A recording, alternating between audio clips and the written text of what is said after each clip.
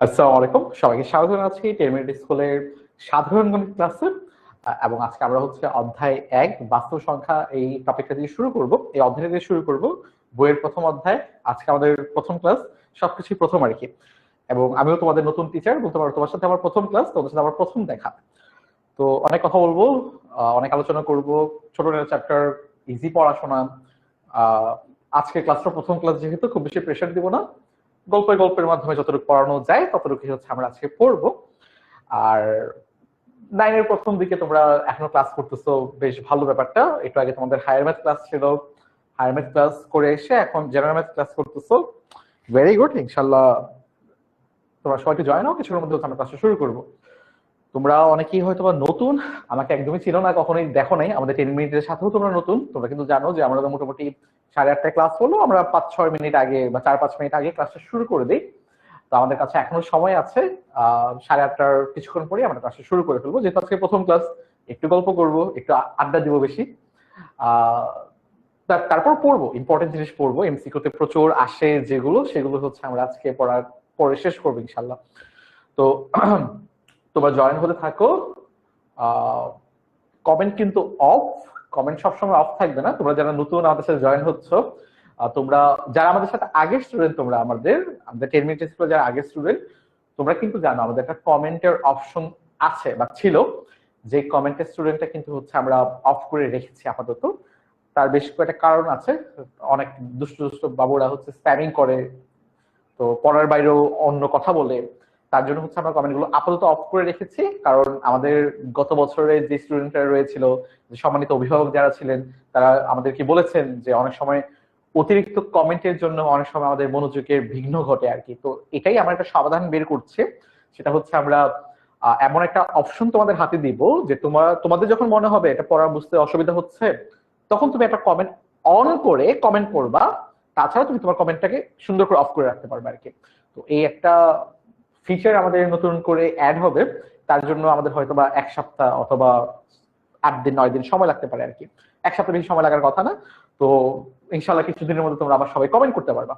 তো তোমরা কিন্তু কমেন্ট করতে পারো আর কি, যে কোনো প্রবলেম হলে কমেন্ট করতে পারো। তাছাড়া আমাদের কিন্তু ডাউট সলভার রয়েছে। তো তোমাদের ডাউট গুলো সলভ করে দিবে যে ভাইয়ারা তোমাদের আছে আর কি। তো এই তো আমরা ক্লাসটা শুরু করে ফেলবো আর কিছুক্ষণের মধ্যেই। তোমরা একটু তাড়াতাড়ি জয়েন হতে থাকো। আমি আমার পরিচয়টাও দিব, তোমাদের সাথে গল্প করবো। তোমাদের সাথে মানে গল্প তো এক পাক্ষিক গল্প হবে, দ্বিপাক্ষিক না।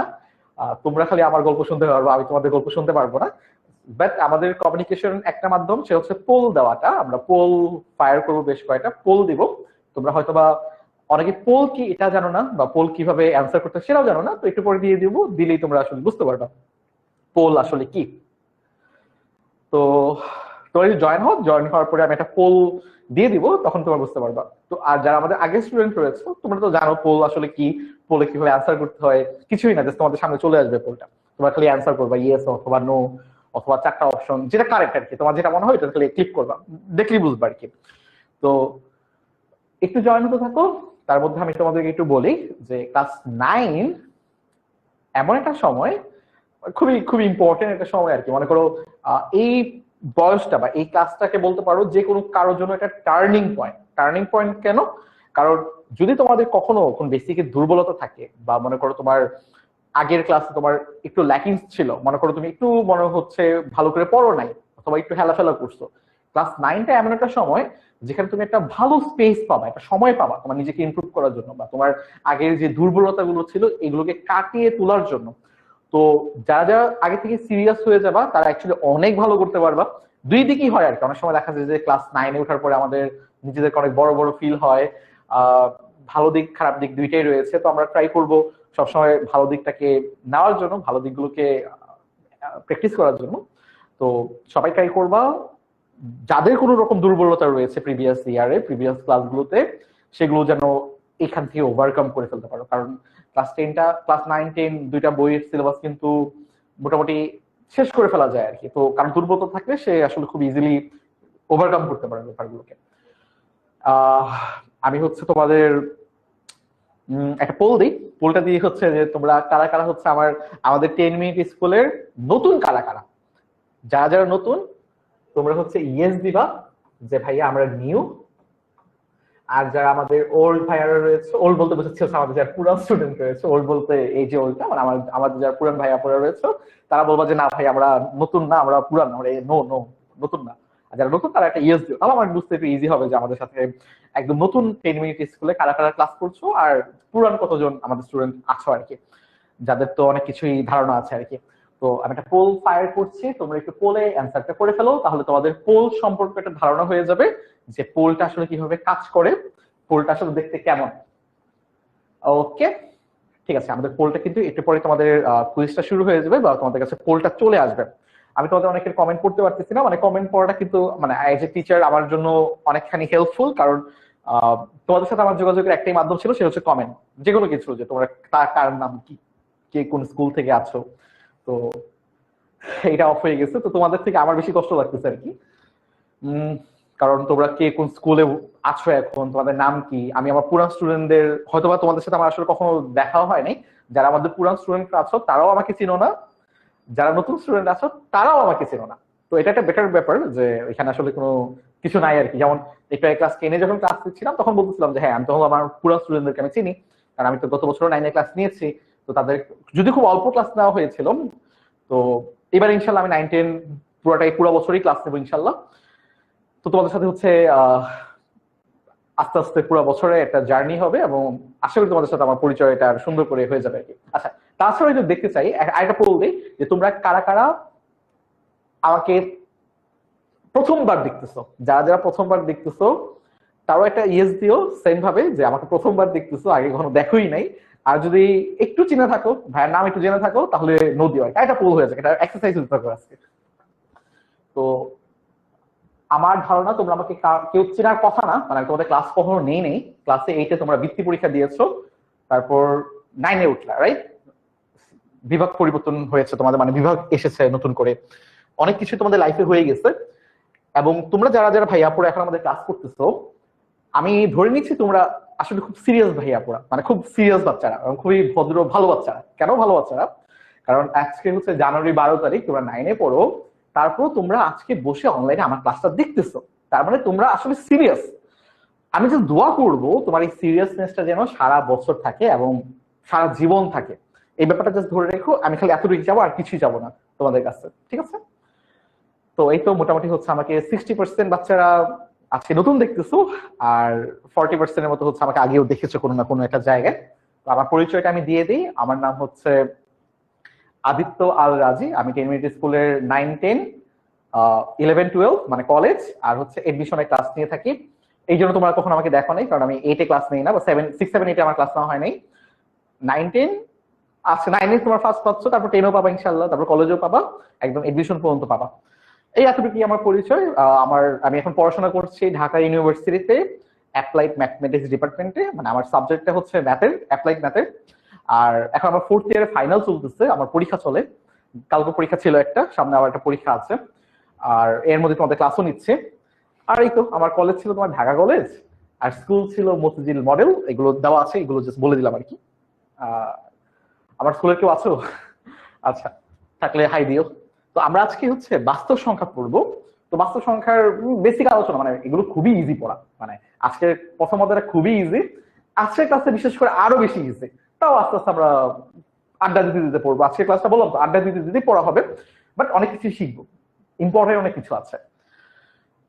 কিছু বেসিক কথাবার্তা বলে দিই, বছরের শুরুতে আমরা এটা বলি আর কি। তো এটা মনে হয় প্রতিটা ক্লাসের প্রথম কয়টা ক্লাস তোমাদের এগুলো বলা হবে, পরবর্তীতে তো আর বলা হবে না কখনোই।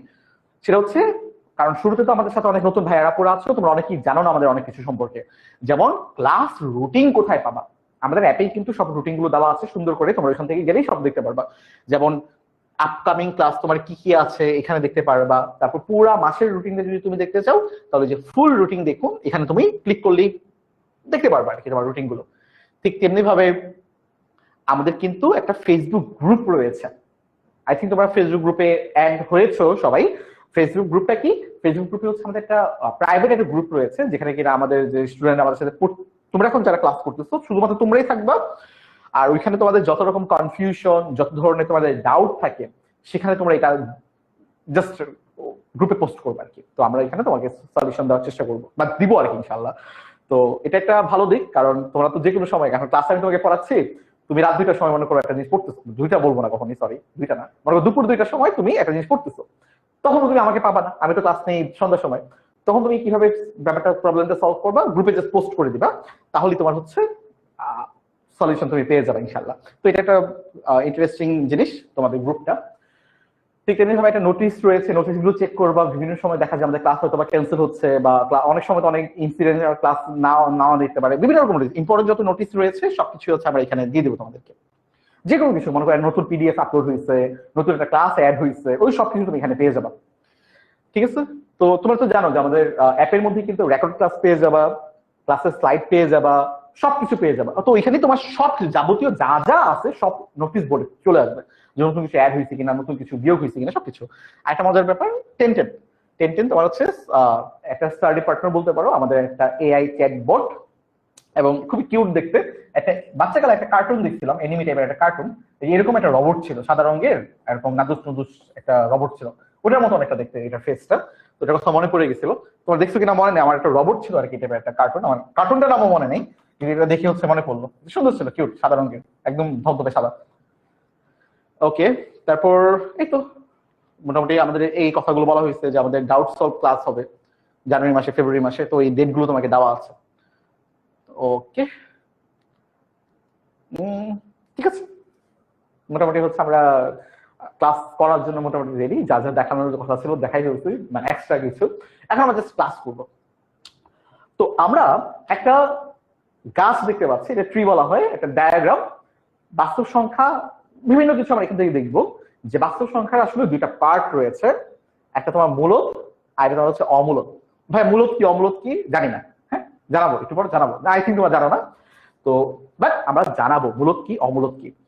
বাট মনে রাখো, বাস্তব সংখ্যা মানে কি? বাস্তব সংখ্যা মানে হচ্ছে তোমার, ইংরেজি বলা হয় এটাকে রিয়েল নাম্বার, মানে বাস্তবে আমরা যেই নাম্বার গুলোকে মানে দেখতে পারি, সেগুলো সবগুলো হচ্ছে বাস্তব সংখ্যা। যেমন মনে করো একটা কলম, একটা আমি, আরেকটা তুমি, এক এক।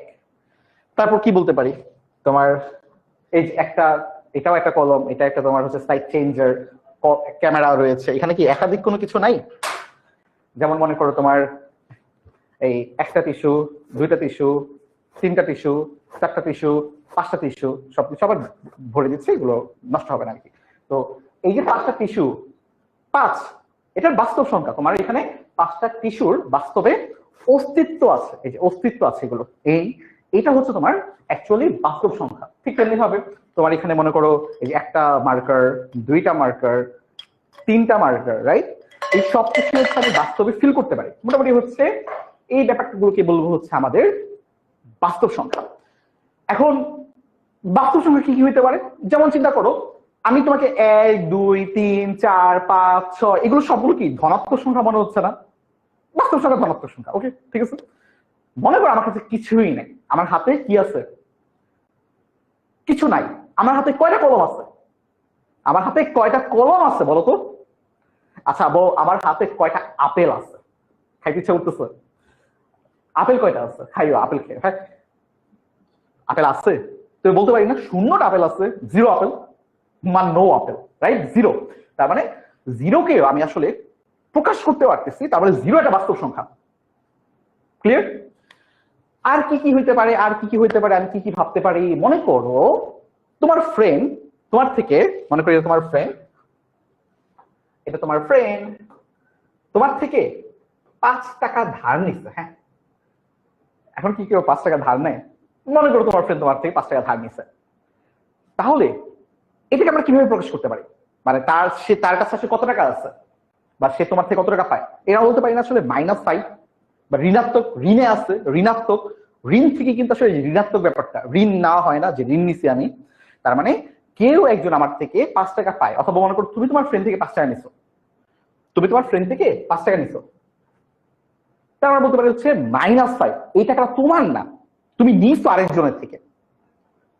মনে করো এরকম, এটা মনে করো আমাদের একটা সংখ্যা রেখা, এটা সংখ্যা রেখা, এটা শূন্য, সংখ্যা রেখার যত দিকে আমি ডান দিকে যাই, ডান দিকে 1, 2, 3, 4 এইভাবে করতে করতে ডান দিকে আমি একদম অসীম পর্যন্ত যাই, এটাকে বলতে পারি আমার হচ্ছে প্লাস ইনফিনিটি। ঠিক তেমনি ভাবে এইগুলো তো তোমরা আগে থেকে পড়ে আসছো। সংখ্যা রেখার বাম দিকে আমরা কি বলতে পারি যে -1 -2 -3 -4 -5। একটা আমি ডান দিকে গেলাম প্লাস ইনফিনিটি, একবার বাম দিকে গেলাম আমার হচ্ছে মাইনাস ইনফিনিটি, একদম মাইনাস ইনফিনিটি। তো এখন কি বললাম, মনে করো তোমার কাছে কোনো টাকাই নেই, তুমি কোথায় আছো, তুমি এখন আছো হচ্ছে যে জিরো অবস্থানে, এই জিরো অবস্থানে তুমি এখন আছো। এখানে মনে করো তুমি দাঁড়ায় আছো, এই যে এখানে তুমি দাঁড়ায় আছো, তোমার কাছে কোনো টাকা নেই, তুমি 0 টাকা আছে তোমার কাছে, কোনো টাকা নেই না, 0 টাকা। এখানে বলছিলাম না আমার কাছে কয়টা আপেল আছে, কোনো আপেল নাই, মানে 0 আপেল, 0 আপেল এখানে দাঁড়ায় আছে। তুমি কি করলা, তুমি তোমার ফ্রেন্ডের থেকে 5 টাকা ধার নিলা, তুমি ঋণ করলা, ঋণ করছো, কত টাকা ঋণ করছো, 5 টাকা ঋণ করছো। তার মানে তুমি আসলে -5 এর ঘরে চলে আসছো। মানে একে তো তোমার কাছে কোনো টাকা ছিলই না, এখন তোমার কাছে আছে -5। এই -5 থেকে তুমি আবার জিরোতে কেমনে আসবা, তুমি যখন এই 5 টাকা তোমার ফ্রেন্ডকে আবার ব্যাক করে ফেলবা, তখন তুমি আবার জিরোতে চলে আসবা। তারপর মনে করো তুমি অনেক পরিশ্রম করে, কঠোর পরিশ্রম করে, অনেক দিন রাত মেহনত করে 5 টাকা ইনকাম করছো, তখন তুমি এই ধনাত্মক সাইডে চলে আসবা। এই টাকাটা তোমার, এখানে আর কারো হক নেই, এইখান থেকে তোমার টাকা আর কেউ নিয়ে যেতে পারবে না, তখন তুমি চলে আসবা এই পজিটিভ সাইডে।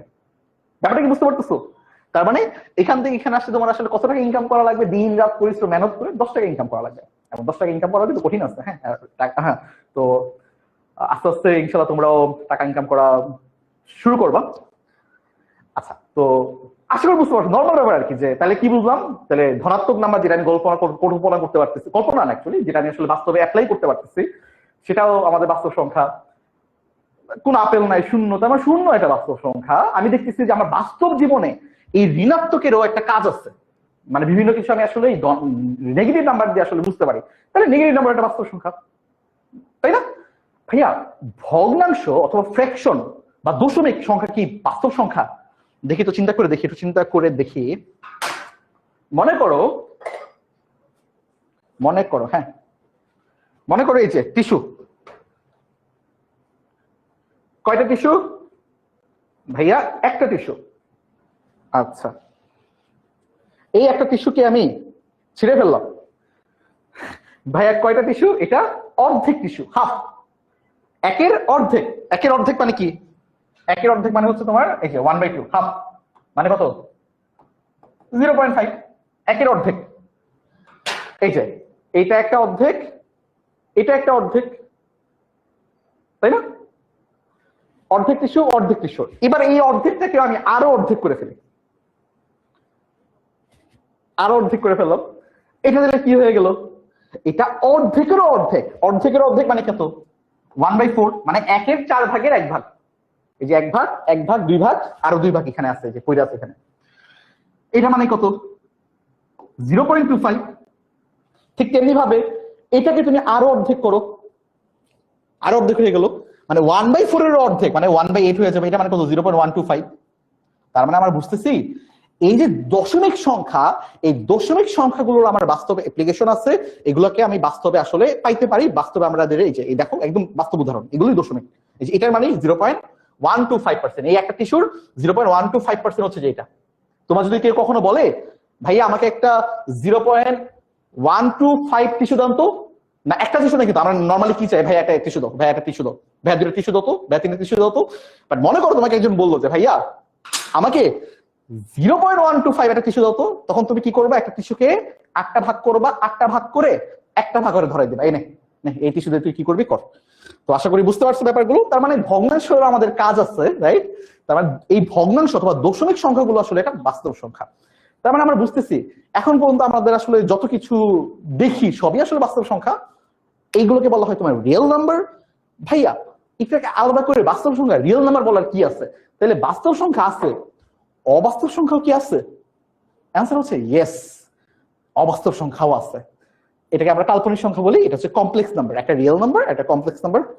বাস্তব সংখ্যা আমরা পড়ি 9-10 গুদু গুদু বাবুরা, বাচ্চাকালে 9-10 পড়ি।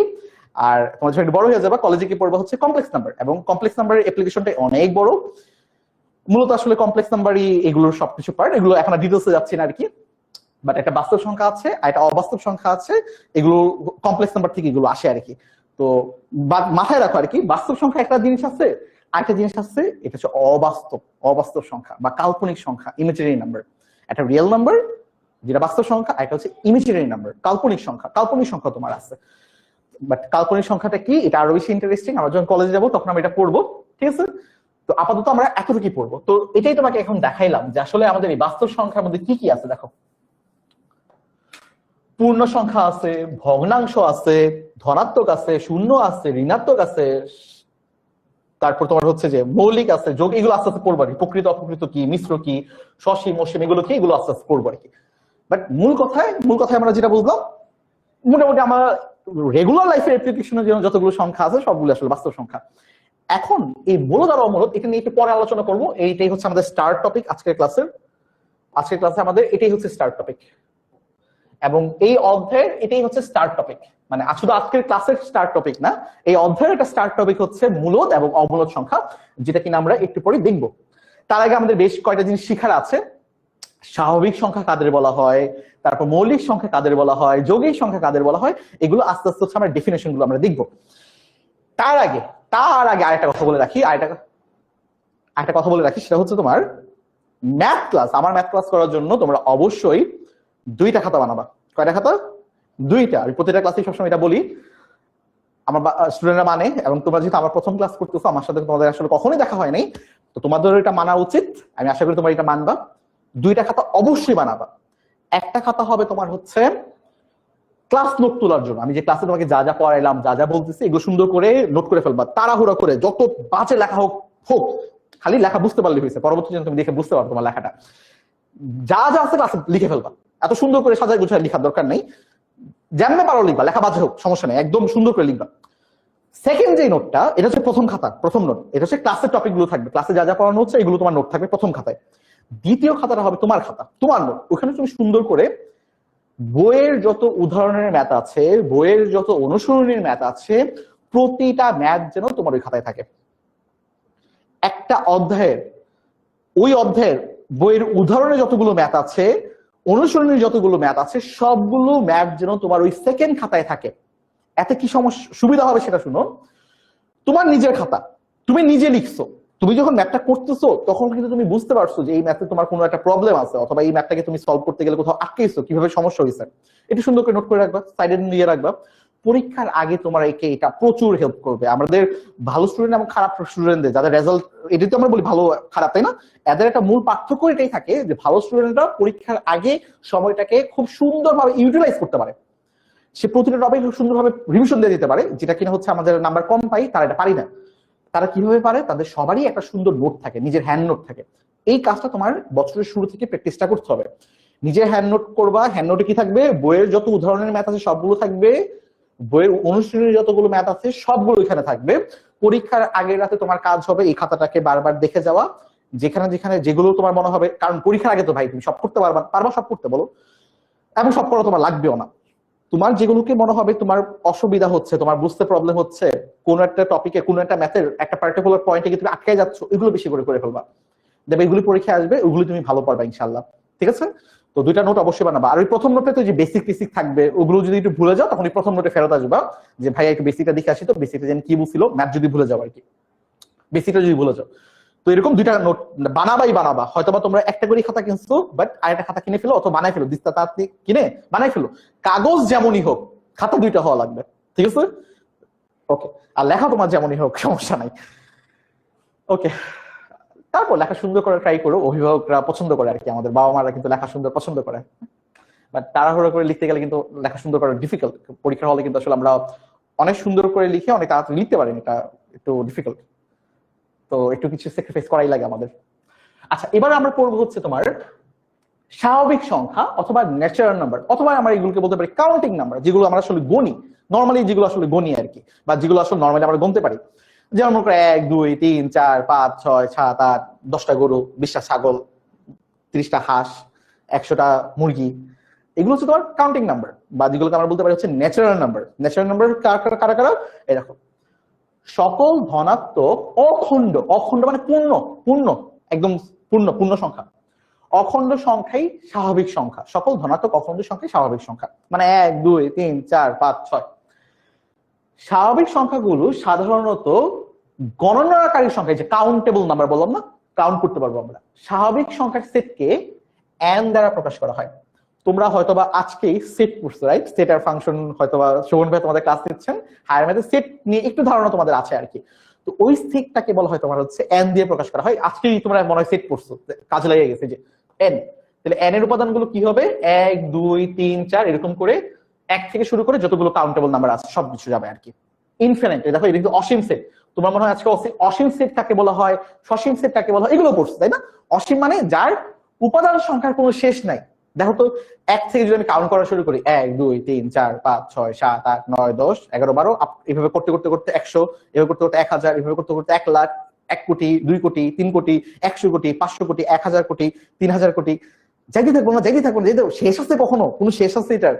এই জন্য আমরা এটাকে বলি তোমার হচ্ছে অসীম। এই যে আমরা এইভাবে ডট ডট দিই, 3টা ডট দিয়ে আমরা এটাকে প্রকাশ করি আর কি। এখানে 6টা হয়ে গেছে, বাট 3টা দিলে আমরা এটাকে বলি, ঠিক আছে? অখণ্ড মানে কি, যে এখানে তোমার বলা হয়েছে অখণ্ড বলতে বোঝায় ভগ্নাংশ আকারে নয় এমন সংখ্যা, মানে 1 2 3 4 এগুলো ভগ্নাংশ না, মানে 1/2 না, 3/4 না, এরকম না, ভগ্নাংশ না, পূর্ণ সংখ্যা হইতে হবে। কিন্তু এই স্বাভাবিক সংখ্যার মধ্যে আসলে 0 অন্তর্ভুক্ত না, শূন্য অন্তর্ভুক্ত না। তাহলে শূন্য আসলে কেমন সংখ্যা? শূন্য কি ধনাত্মক সংখ্যা? শূন্য কি ঋণাত্মক সংখ্যা? এগুলো কিন্তু অনেক সময় তোমরা পড়ছো, শূন্য ধনাত্মক কিনা, শূন্য ঋণাত্মক কিনা। শূন্য তোমার ন্যাচারাল নাম্বারের মধ্যে পড়ে না। তুমি যদি চাও ন্যাচারাল নাম্বারের মধ্যে শূন্যকে অন্তর্ভুক্ত করতে, তাহলে তোমার একটা নোটেশন অ্যাপ্লাই করতে হবে। এটা হায়ার স্টাডিজে তোমরা পাবা, বিভিন্ন বই দেখবে এরকম একটা নোটেশন দেওয়া আছে যে 0 থেকে কাউন্ট করা হয়েছে ন্যাচারাল নাম্বারকে। কারণ অনেক সময় আমাদের এটা লাগে, শূন্য থেকে আমরা কাজ করি অনেক সময়। তো এটা এখন তোমাদের দরকার নাই, এটা শেখা দরকার নাই। তো তোমরা এটাই শিখবা যে ন্যাচারাল নাম্বারের মধ্যে শূন্য অন্তর্ভুক্ত না। বাট হায়ার স্টাডিজ এর কিছু কিছু বইয়ে তোমাকে এরকম নোটেশন দিয়ে শূন্যকে অন্তর্ভুক্ত করা হয়েছে স্পেশাল কাজে। বাট আমরা এখন শিখবো কি, শূন্য আমাদের স্বাভাবিক সংখ্যা না। এটাকে সুন্দর করে তোমাদের ভাষায় 2-3 লাইনের মধ্যে লিখে রাখো জাস্ট। আমি কিন্তু এগুলো এত বলার পরও তোমার কিন্তু অনেক সময় বলছি যে গণনাকারী সংখ্যা নরমাল খালি নোটেশন দিয়ে রাখো, তাহলে তুমি বুঝতে পারবে। একদম হুবহু লিখতে হবে ব্যাপারটা এরকম না। আমি যা যা মুখে বলছি এটা তুমি বুঝে জাস্ট চটপট করে লিখে রাখবা, ঠিক আছে ভাইয়ারা?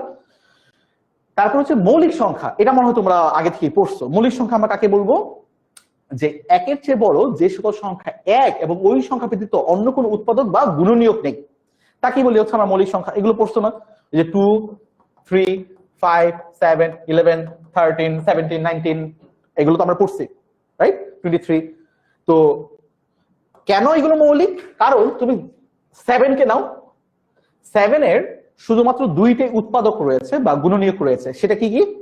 একটা হচ্ছে 7 নিজে, আর একটা হচ্ছে 1। 1 তো সবারই তোমার হচ্ছে গুণনীয়ক, সবারই এটা উৎপাদক। 1 সবারই উৎপাদক। তার মানে আমি বুঝতেছি মৌলিক সংখ্যা হওয়ার জন্য তোমার 2টা উৎপাদক থাকা লাগবে। মৌলিক সংখ্যা হওয়ার জন্য কন্ডিশন কি? মৌলিক সংখ্যার কন্ডিশন হচ্ছে 2টা উৎপাদক থাকা লাগবে, তার মধ্যে একটা হচ্ছে তোমার 1 আর একটা হচ্ছে ওই সংখ্যা নিজে। যদি এমন হয় কোন একটা সংখ্যার 2টা উৎপাদক আছে, তাহলে বলবো এটাকে আমার মৌলিক সংখ্যা। উৎপাদকগুলো কি কি হবে? ওই সংখ্যার নিজে এবং 1। যেমন মনে করো 7কে তুমি আর অন্য কোনো সংখ্যা দিয়ে নিঃশেষে ভাগ করতে পারবে না, নিঃশেষে বিভাজ্য যাবে না। অন্য কোন সংখ্যা নাও, মনে করো এইখানে তো দেওয়াই আছে 23 নাও। 23 কে তুমি জাস্ট 1 দিয়ে ভাগ করলে 23 একটা নিঃশেষে বিভাজ্য পাবা, আর 23 কে 23 দিয়ে ভাগ করলে তুমি 1 পাবা, নিঃশেষ বিভাজ্য পাবা। 23 কে তুমি অন্য কোনো সংখ্যা দিয়ে আর ভাগ করতে পারবে না। মানে ভাগ করতে পারবে না বলতে হচ্ছে পূর্ণ সংখ্যা পাবে না বা নিঃশেষে বিভাজ্য যাবে না, ভাগশেষ 0 হবে না আর কি। তাহলে এই হলো আমাদের মৌলিক সংখ্যার কন্ডিশন। তাহলে আমাদের কি বুঝলাম? একটা এমসিকিউ তোমাদের থাকতে পারে এরকম যে একমাত্র জোড় মৌলিক সংখ্যা হচ্ছে 2। এইরকম, এই 2 হচ্ছে তোমার একমাত্র মৌলিক সংখ্যা যেটা কিনা জোড়, আর বাকি যত মৌলিক সংখ্যা আছে সবই হবে তোমার বেজোড়। 1 থেকে 100 পর্যন্ত যতগুলো মৌলিক সংখ্যা আছে এগুলো একদম মুখস্থ করে ফেলো, এগুলো অনেক কাজে লাগবে। ঠিক আছে ভাইয়ারা? তাহলে আমরা কি বুঝলাম? আমার 1-এর থেকে বড় যতগুলো সংখ্যা আছে সবগুলো মৌলিক সংখ্যা কিভাবে চেক করব? কোন একটা সংখ্যা যদি 2টা উৎপাদক থাকে, একটা সে নিজে আর একটা 1, তাইলে হবে আমাদের এটা হচ্ছে মৌলিক সংখ্যা। 2টা উৎপাদক থাকা লাগবে, এটা আমাদের মাথায় রাখতে হবে। 2টা ইউনিক সংখ্যা উৎপাদক হওয়া লাগবে। এখন তোমাদের একটা কন্ডিশন হতে পারে না যে ভাইয়া এক কি দোষ করছে? এক কেন মৌলিক সংখ্যা না? দেখো তো, এক কিন্তু আমাদের দুইটা কন্ডিশনে ফুলফিল করে। আচ্ছা, এক কি মৌলিক কি মৌলিক না এটাকে বলো। এক কি মৌলিক সংখ্যা? দেখি তো, আমি তোমাদেরকে এটা পোল দিই। এক যদি মৌলিক সংখ্যা হয় তাহলে ইয়েস দিবা, আর যদি মৌলিক সংখ্যা না হয় তাহলে নো দিবা। একটা পোল দেখি কতটুকু বুঝতে পারছো। এটা বলেই দিচ্ছি, মানে এটা তোমাদের 100% নেই, তোমার অ্যান্সার ঠিক হওয়া উচিত। ও মা, এখানে দেখে আবার ইনফরমেশন দেওয়াই আছে। আচ্ছা ঠিক আছে, আই থিঙ্ক তোমরা কেউ দেখো না এখন পর্যন্ত।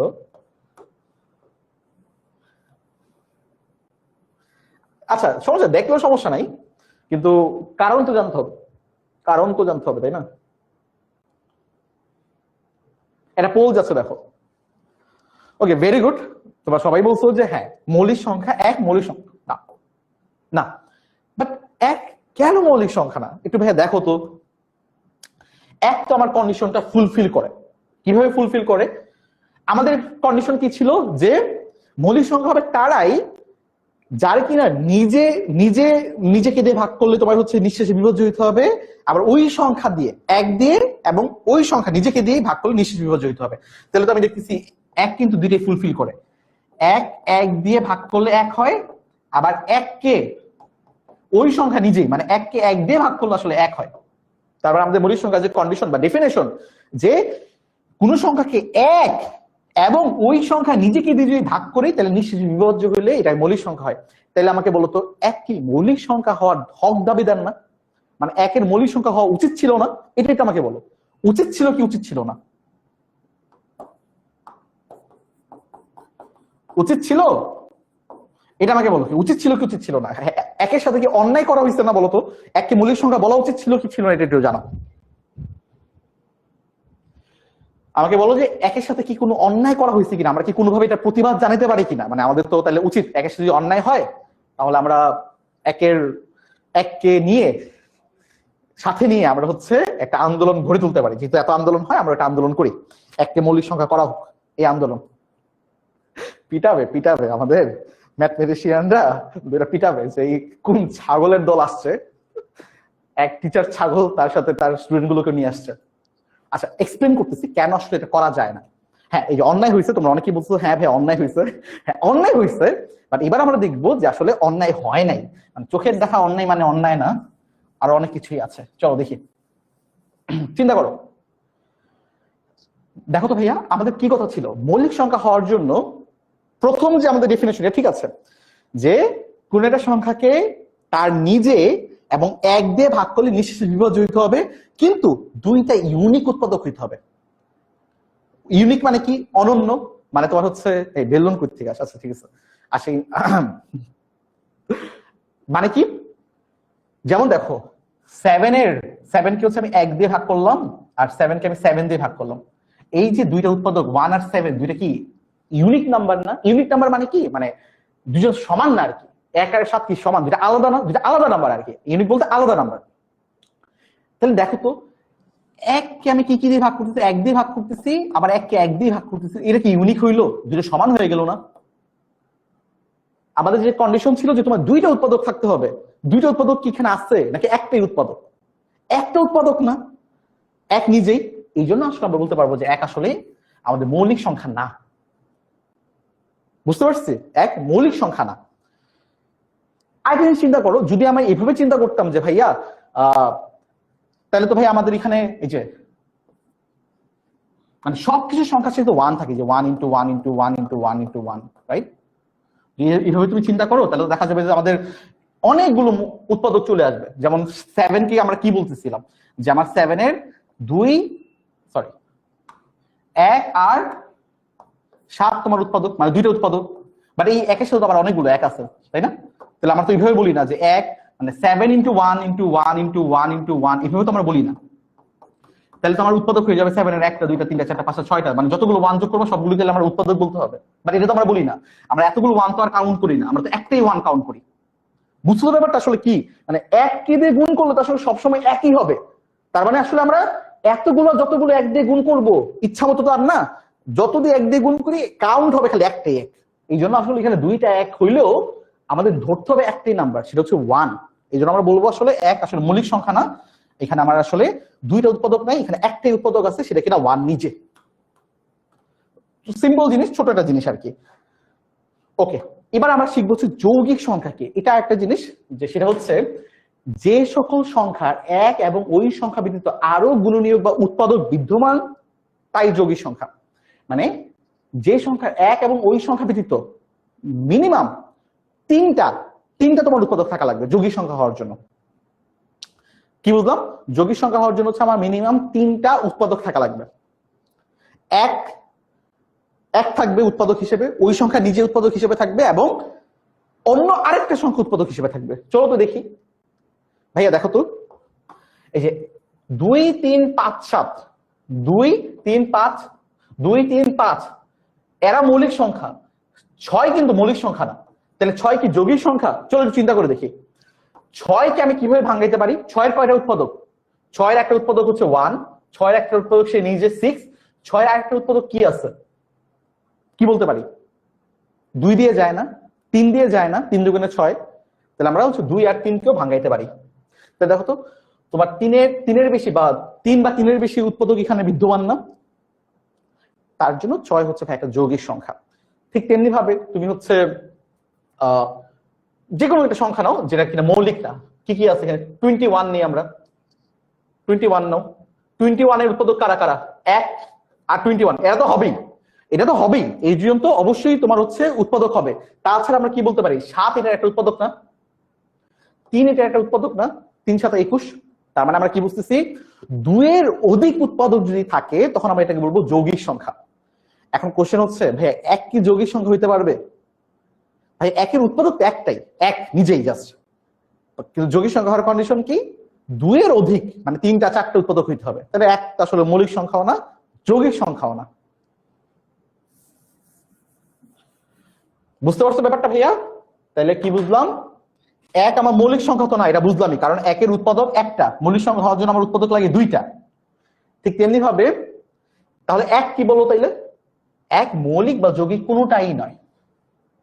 1 আসলে কি? 1 হচ্ছে একটা একক, এটা ইউনিট। তোমরা পরবর্তী দিকে পড়বা আর কি 1 কেন ইউনিক, কারণ 1 আসলে সবার সাথেই আছে। 5 into 1, 6 into 1, মানে সবার সাথেই আছে, এটা একটা একক। আমরা এটাকে একক হিসেবে দেখবো। তো এটাকে আমরা আসলে কোন রকম মৌলিক সংখ্যার আন্ডারও ফালাবো না, এটাকে আমরা কোন রকম যৌগিক সংখ্যার আন্ডারও ফালাবো না। এবং কেন ফালাবো না এটা তুমি বুঝে গেছো, কারণ মৌলিক সংখ্যা হওয়ার জন্য তোমার 2টা উৎপাদক লাগে, ওই সংখ্যা এবং 1। যৌগিক সংখ্যা হওয়ার জন্য তোমার 2 এর অধিক উৎপাদক লাগে, ওই সংখ্যা নিজে, 1 এবং আরো অন্য সংখ্যা আর কি। তো এই হলো আমাদের মৌলিক আর যৌগিকের কাহিনী। যে সংখ্যাগুলো মৌলিক হবে না ওইগুলো আসলে যৌগিক সংখ্যা। এখন আমাকে একটু জানাও, একটা পোল দিব, পোলের মাধ্যমে আমাকে একটু জানাও মৌলিক আর যৌগিক সংখ্যা এই দুইটা কনসেপ্ট তোমরা বুঝতে পারছো কিনা, কি আসলে। আর একটা ইয়েস নো পোল দিচ্ছি তোমাদেরকে, একটু জাস্ট জানাও যে মৌলিক আর যৌগিক ব্যাপারটা কি, এটা তোমরা আসলে বুঝতে পেরেছো কিনা। খুবই ইজি টপিক, খুবই ইজি কনসেপ্ট আর কি। তারপর আমাদের এই পূর্ণ সংখ্যাতে আমরা চলে যাব। তারপর টপিকগুলো খুবই ছোট ছোট, বুঝতে তো টাইম লাগবে না। মৌলিক আর যৌগিকটা ছিল একটু কনসেপচুয়াল।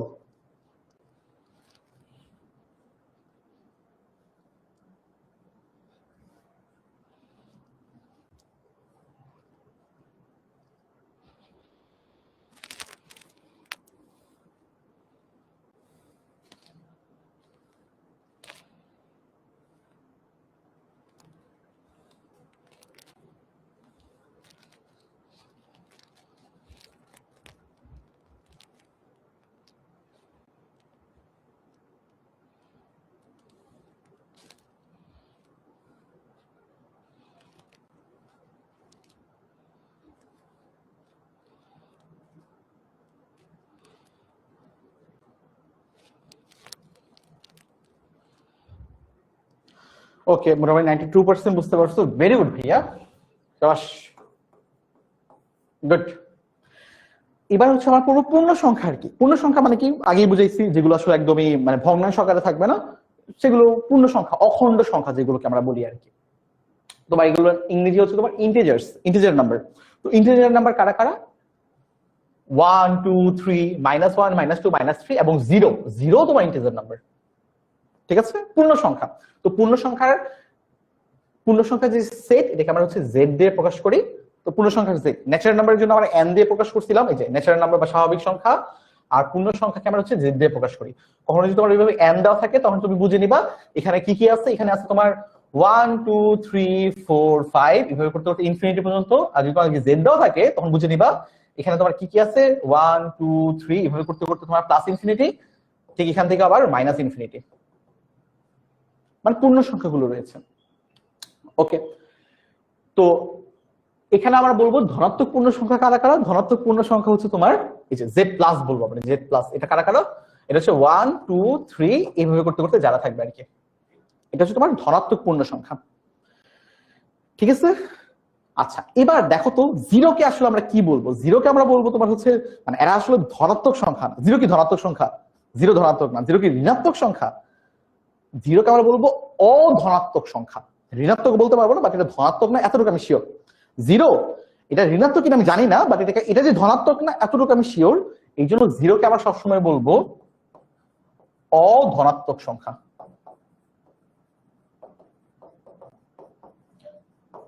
যদি তোমাকে কখনো বলা হয় অধনাত্মক সংখ্যাগুলো লিখো, তখন তুমি হচ্ছে এই ধনাত্মক পূর্ণ সংখ্যার সেটগুলো কিনে দিবা, যেখানে কিনা জিরো অন্তর্ভুক্ত না। জিরো এখানে অন্তর্ভুক্ত না। ঠিক আছে ভাইয়ারা, এই তো মোটামুটি এখানে তোমার হচ্ছে স্লাইডে অনেক কিছু লেখা আছে, তুমি দেখলেই আসলে বুঝে যাবা, একটু পড়লেই বুঝে যাবা। ওকে, যেমন দেখো এই যে ধনাত্মক ঋণাত্মক পূর্ণ সংখ্যাকে আমরা এই যে জেড ঋণাত্মক দিয়ে প্রকাশ করি, এখানে কিন্তু আমাদের কি আছে, এই যে -1 থেকে -4 -3 -2 -1 এই পর্যন্ত, কিন্তু জিরো কিন্তু এখানে অন্তর্ভুক্ত হয়নি। তাহলে জিরো আসলে কি? জিরো কিন্তু তোমার হচ্ছে ধনাত্মক বা ঋণাত্মক কোনোটাই না। জিরোকে আমরা বলবো হচ্ছে সরি আমি কি লিখছি এখানে, ধনাত্মক লিখে ফেলছি, অঋণাত্মক হবে। তো এখানে মুখে তো ঋণাত্মক বলছিলাম, অধনাত্মক হবে, এটা ধনাত্মক না, অঋণাত্মক।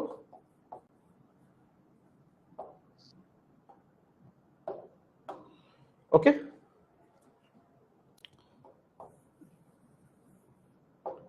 ওকে চলো।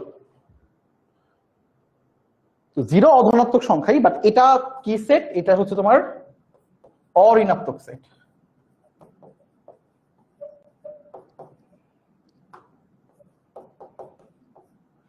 আর মানে বেশ কয়েকটা কথার ব্যাপার স্যাপার আছে। এটা হচ্ছে ধনাত্মক পূর্ণ সংখ্যার সেট এবং অধনাত্মক সেট। আচ্ছা লিখে রাখে একেবারে, ধনাত্মক সেট, অঋণাত্মক সেট। ঠিক আছে, আর জিরো কি? জিরো তোমার হচ্ছে অধনাত্মক পূর্ণ সংখ্যা, যে লিখছিলাম আর কি। যদি তোমাকে অধনাত্মক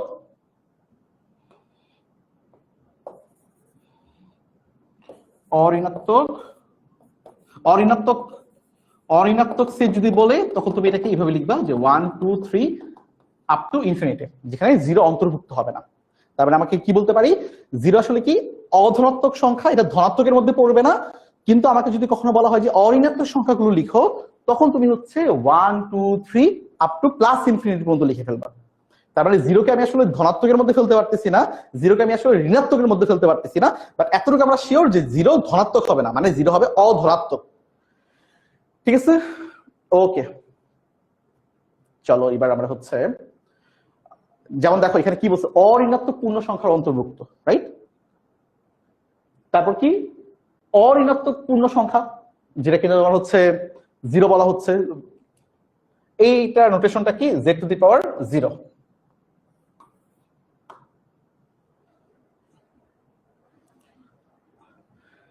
তারপর হচ্ছে আমাদের সহমৌলিক সংখ্যা, মানে এটা আমাদের হচ্ছে মৌলিক সংখ্যা আর যৌগিক সংখ্যার মধ্যে একটা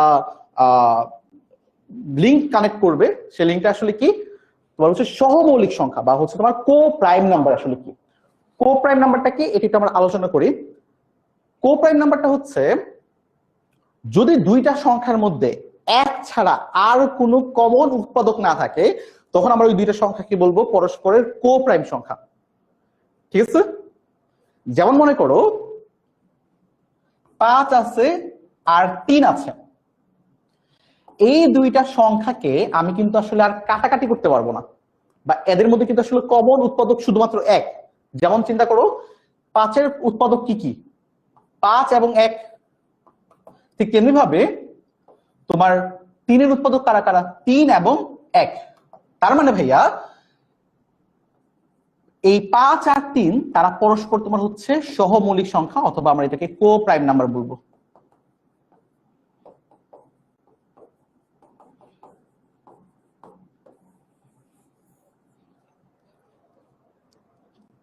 এটা আমাদের কেন ইম্পর্টেন্ট বুঝাটা, কারণ আমরা যখন হচ্ছে সামনে মূলদ সংখ্যা এবং অমূলদ সংখ্যা করতে যাব তখন দেখা যাবে যে আমাদের এই কনসেপ্টটা কাজে লাগতেছে। আবার তুমি চিন্তা করে দেখো যে মনে করো 4 আর মনে করো হচ্ছে তোমার 9, 4 আর 9 কি ভাই তোমার মৌলিক সংখ্যা? না, 4 আর 9 কিন্তু আসলে মৌলিক সংখ্যা না, কারণ তাদের আসলে 2-এর অধিক উৎপাদক রয়েছে, তারা আসলে যৌগিক সংখ্যা। কিন্তু 4 আর 9 এই দুইটা সংখ্যা পরস্পর কি সহমৌলিক সংখ্যা? কিভাবে হইতে পারে দেখো তো। 4-এর উৎপাদক কারা কারা? 4-এর উৎপাদক 1, 4-এর উৎপাদক 2, 4-এর উৎপাদক 4 নিজে। 4 একে 4, 2 দুগুণে 4, তাই না? 4-এর উৎপাদক হচ্ছে এরা। 9-এর উৎপাদক কারা কারা দেখো তো। 9-এর উৎপাদক হচ্ছে 1 আর 9, আবার কি আছে 3ও আছে, 3 3 9।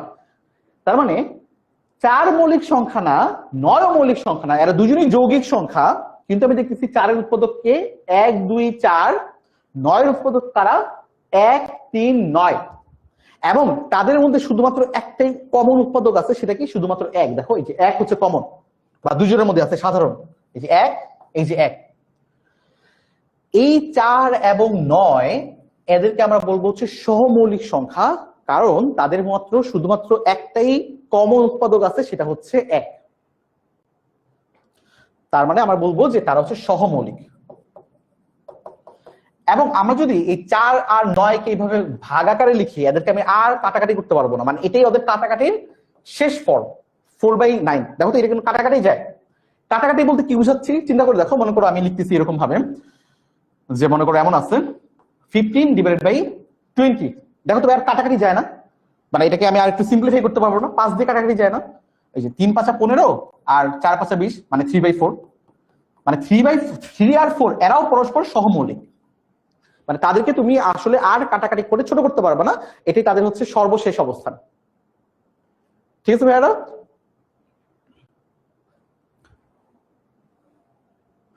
চলো তাহলে হচ্ছে আমরা আই থিঙ্ক সহমৌলিক ব্যাপারটা, আচ্ছা সহমৌলিক ব্যাপারটা বুঝতে পারছো কিন্তু আমাকে জানাও।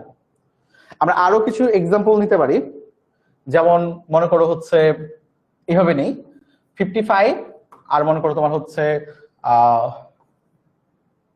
30। আমাকে জাস্ট একটু বলো এরা কি সহমৌলিক? ইয়েস হইলে হ্যাঁ সহমৌলিক, আর নো হইলে তো নই। আর এটা পোল দিচ্ছে।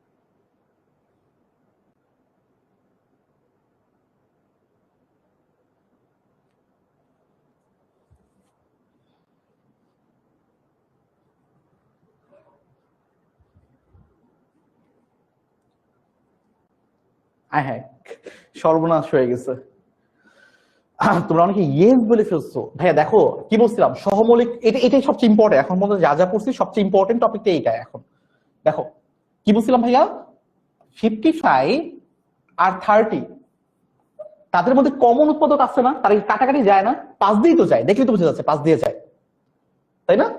এই যে 5 6 আর এটা কত হচ্ছে 11, মানে 11/6 কাটাকাটি গেল তো। তাহলে সহমৌলিক কেমন হইলো? এটা সহমৌলিক না, এটা নো হবে। এটা কি সহমৌলিক? এটা সহমৌলিক সংখ্যা না। সহমৌলিক সংখ্যা হওয়ার কন্ডিশন হচ্ছে একটাই উৎপাদক কমন সাধারণ, সেটা হচ্ছে তোমার 1। দেখো সহমৌলিক হওয়ার কন্ডিশন কি, তাদের মাত্র শুধু একটাই কমন উৎপাদক থাকবে, সেটা হচ্ছে 1। যদি যেমন দেখো 3 আর 4 যে নিলাম, 3-এর উৎপাদক কি কি? 1 আর 3। 4-এর উৎপাদক কি কে? 1 2 আর 4। এদের মধ্যে কমন উৎপাদক কি? একটাই নাই যে এক, মানে কি 3 আর 4, সহজ কথা 3/4 কে তুমি আর কাটাকাটি করতে পারবে না। যদি কাটাকাটি না করা যায় তাহলে এরা সহমৌলিক, আর যদি কাটাকাটি চলে যায় তাহলে আর সহমৌলিক না। যেমন যেটা এটাকে তোমাকে দেখাইলাম যে 55 আর 30, তুমি এদেরকে আরো সিম্পলিফাই করতে পারবা, ট্রাই করে দেখো। এই যে 55 আর 30, এই যে 11/6 যে বললাম, কারণ কি তাদের কমন উৎপাদক আরো আছে। 5ই একটা কমন উৎপাদক। দেখো 55 কে তুমি 5 দিয়ে ভাগ করতে পারবা, আবার 30 কে তুমি 5 দিয়ে ভাগ করতে পারবা। বুঝছো ব্যাপারটা? আরো কিছু এক্সাম্পল দেই। মনে করো 20 আর 30, এরা কি সহমৌলিক কি সহমৌলিক না? ভাগ করে দেখি যে 20/30, কাটাকাটি যায় তো, এই যে 10 দিয়ে তো কাটাকাটি যায়, 2/3 থাকে। তার মানে 20 আর 30 সহমৌলিক না, কিন্তু 2 আর 3 আবার সহমৌলিক। এই যে 2 আর 3 সহমৌলিক, কারণ কি তাদের এক ব্যতীত আর কোনো কমন উৎপাদক নাই। এটা একটু কনফিউশন ক্রিয়েট করবে আমি জানি, তো আমি আরেকবার আরো অনেক সংখ্যা দিয়ে বুঝাই। যেমন মনে করো কি বলবো যে 25 আর মনে করো তোমার হচ্ছে 9, 25 আর 9, তুমি ট্রাই করে দেখো তো এদেরকে ভাগ করে। 25 ক্যালকুলেটর হাতে নাও, 25 কে 9 দিয়ে ভাগ করো, পারবা? ভাগ যায়? কাটাকাটি যায়? মানে এক ব্যতীত এদেরকে আর কোনো তোমার উৎপাদক আছে? একটু ক্যালকুলেটর হাতে নাও, দেখো তুমি 25/9 পাবা, সেমটাই পাবা আর কি। তার মানে আমরা কি বলবো যে এদের একটাই উৎপাদক আছে, সেটা হচ্ছে 1। এদেরকে আমি আর কাটাকাটি করতে পারতেছি না, এদেরকে আমি আর কাটাকাটি করতে পারবো না। মানে 25 আর 9 হবে হচ্ছে তোমার সহমৌলিক সংখ্যা।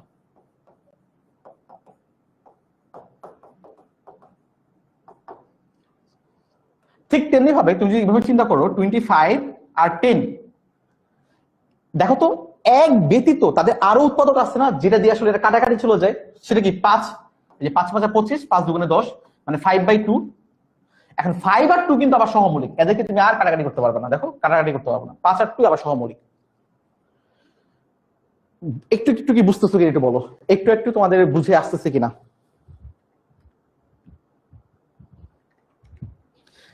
এবার আমি তোমাদেরকে আরেকটা দেই। মনে করো 63 আর 52, এরা কি সহমৌলিক? এটা একটু আমাকে জানো। ইয়েস হইলে ইয়েস, নো হইলে নো। সহজ ব্যাপার, তুমি জাস্ট হচ্ছে ক্যালকুলেটর দিয়ে চেক করবা, অথবা কাটাকাটি করে চেক করবা যে কাটাকাটি যায় কিনা। যদি কাটাকাটি যায় তাইলে সহমৌলিক না, যদি কাটাকাটি না যায় তাহলে সহমৌলিক।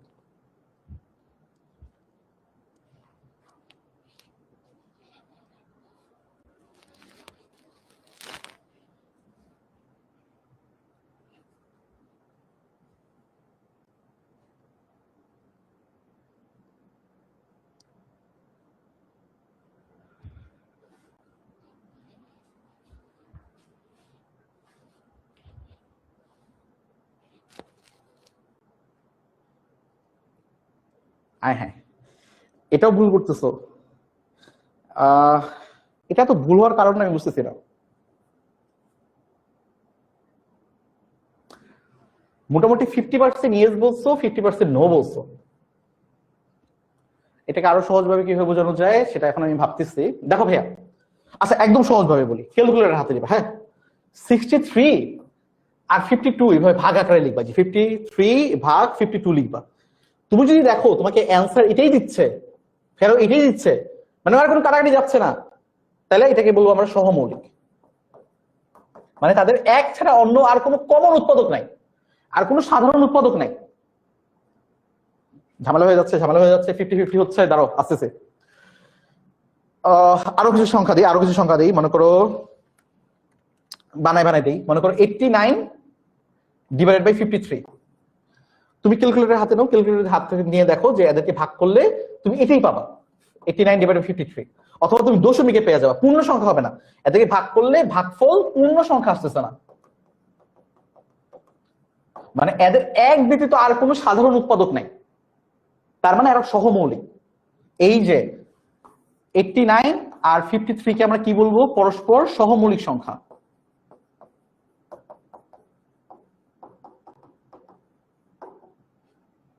আবার মনে করো এমন আছে,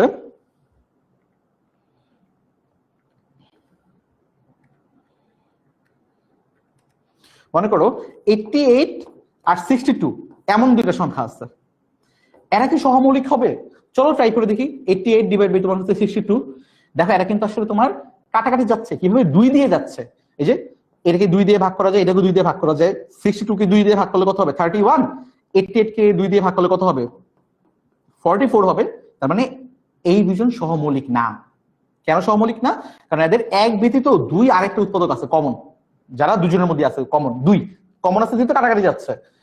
তাহলে 44 ডিভাইড বাই 31, বলো তো ভাই 44 আর 31 কি সহমৌলিক কিনা?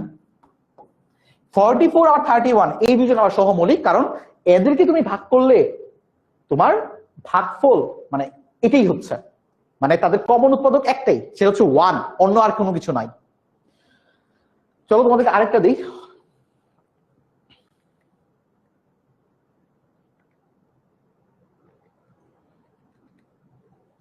Okay, 96 ডিভাইড বাই 52,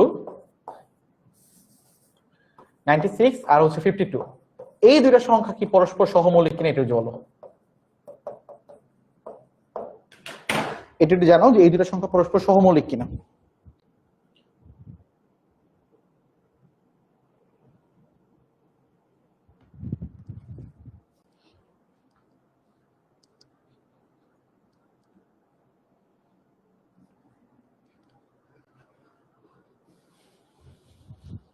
আচ্ছা, সহমৌলিক এই কনসেপ্ট আসলে ভয় পাওয়ার কিছু নাই। এটা অনেকেই শুরুতে একটু কনফিউজড হয়ে যায়, একটু ঝামেলা ফেস করে। তো তোমরা নতুন কিছু না যে তোমরা মনে হচ্ছে ভাই আমি মনে পারতেছি না, আমি বুঝতেছি না, এটা নতুন কিছু না। কারণ মৌলিক সংখ্যা, যৌগিক সংখ্যা, সহমৌলিক এগুলো আসলে রিলেটেড। আই থিঙ্ক তোমরা এখনো বুঝো নাই, ঝামেলা তো হয়ে গেল এখানে একটা। তোমাদের এখনো কিন্তু এটা আসতেছে না, মানে তোমরা এখনো ভুল অ্যান্সার দিচ্ছ। এটা সিম্পল কথা যে আমি দেখতেছি এটা কাটাকাটি যায় কিনা। খেয়াল করে দেখো 96 আর 52 এদেরকে আমি কাটাকাটি করতে পারতেছি কিনা, এদের কোনো কমন ফ্যাক্টর আছে কিনা। দেখো তো, আমি যদি 96 ডিভাইড বাই হচ্ছে 52 করি তাহলে কত পাচ্ছি? 24 ডিভাইড বাই 13 পাচ্ছি না? তার মানে আমার এখানে 4 দিয়ে কাটাকাটি যাচ্ছে। 4 হচ্ছে তোমার কমন ফ্যাক্টর, এই যে কাটাকাটি যাচ্ছে না 4 দিয়ে। 52 কে যদি 4 দিয়ে ভাগ করো তাহলে কত পাবা? এই 13।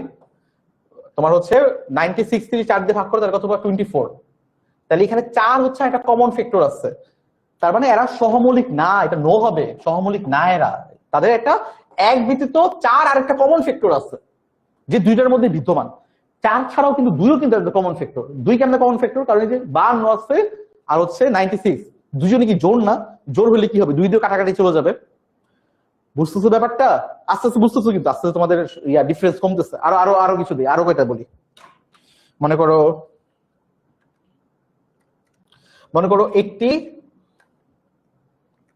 87 আর 23 এরা কি সহমৌলিক কিনা? সহমৌলিক? ইয়েস হইলে সহমৌলিক, নো হইলে সহমৌলিক না। বলো তো ভাইয়ারা, এটা বলো। মানে এটা নিজেরা করতে করতে করতে করতে করতে করতে দেখবো যে একটা সময় তোমার হাত পাকা হয়ে গেছে, তুমি পারতেছো, বুঝতেছো আর কি।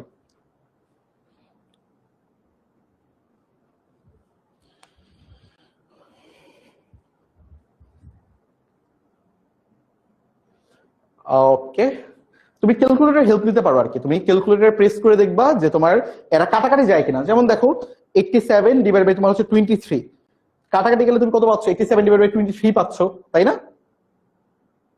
কাটাকাটি যায় কি যায় না? এইটাই সিম্পল চেক।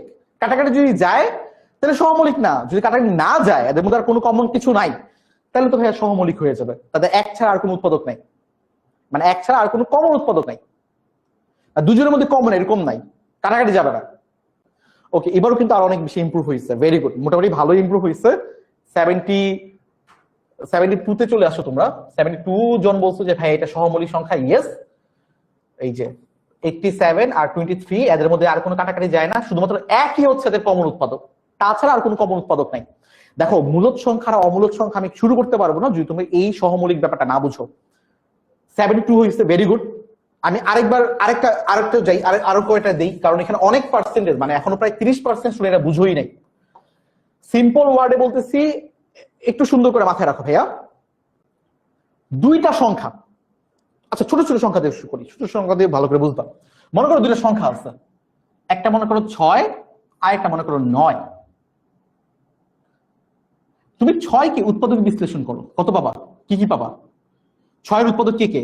6 এর উৎপাদক কে কে? 1 6 তারপর 2 তারপর 3 না? 9 এর উৎপাদক কে কে? 9 এর উৎপাদক 1 9 3। খেয়াল করে দেখো তো, এই দুইটা সংখ্যার মধ্যে এইটা উৎপাদক হচ্ছে 6 এর, এটা উৎপাদক হচ্ছে 9 এর। এদের মধ্যে এই উৎপাদকগুলোর মধ্যে কমন কে কে আছে? দেখতেছি যে 6 আর 9 এর মধ্যে 1 হচ্ছে কমন, আবার দেখো 3 ও কমন। তার মানে এদের 1 এর অধিক কমন উৎপাদক আছে। যদি এমন হয় তাইলে এরা সহমৌলিক হবে না, এবং এদেরকে যদি আমি হচ্ছে ভাগ করি তাহলে কাটাকাটি যাবে, যে কাটাকাটি যাবে 3 দিয়ে কাটাকাটি চলে যাবে, তাহলে 3 দুগুণে 6 3 3 9। এই যে, তাইলে 6 আর 9 সহমৌলিক সংখ্যা না।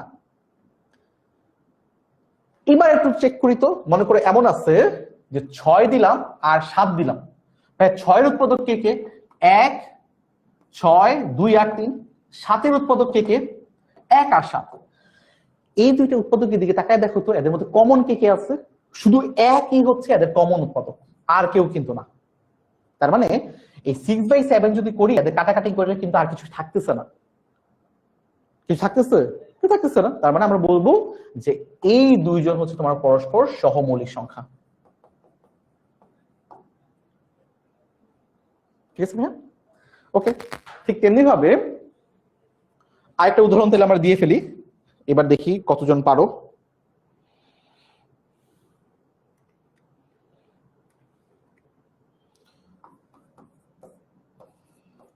এটা কি তোমার সহমৌলিক কিনা?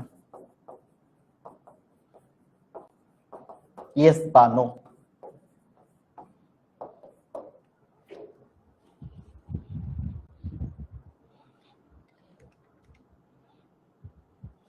এটা একটু বলো, ক্যালকুলেটর হেল্প নিতে পারো। কাটাকাটি যায় কি যায় না এটা একটু বোঝার চেষ্টা করো। যদি কাটাকাটি না যায় তাহলে সহমৌলিক, যদি কাটাকাটি যায় তাহলে সহমৌলিক না। এটা কি সহমৌলিক? এদের কি এক ব্যতীত আরো কোনো কমন উৎপাদক আছে যেটা দিয়ে আসলে কাটাকাটি চলে যাবে? আমি এটি লাস্ট এক্সাম্পল হিসেবে শেষ করব, তারপর আমরা হচ্ছে মূলত অমূলতে চলে যাব, যেটা কিনা আমাদের আজকের ক্লাসের জন্য ইম্পর্টেন্ট।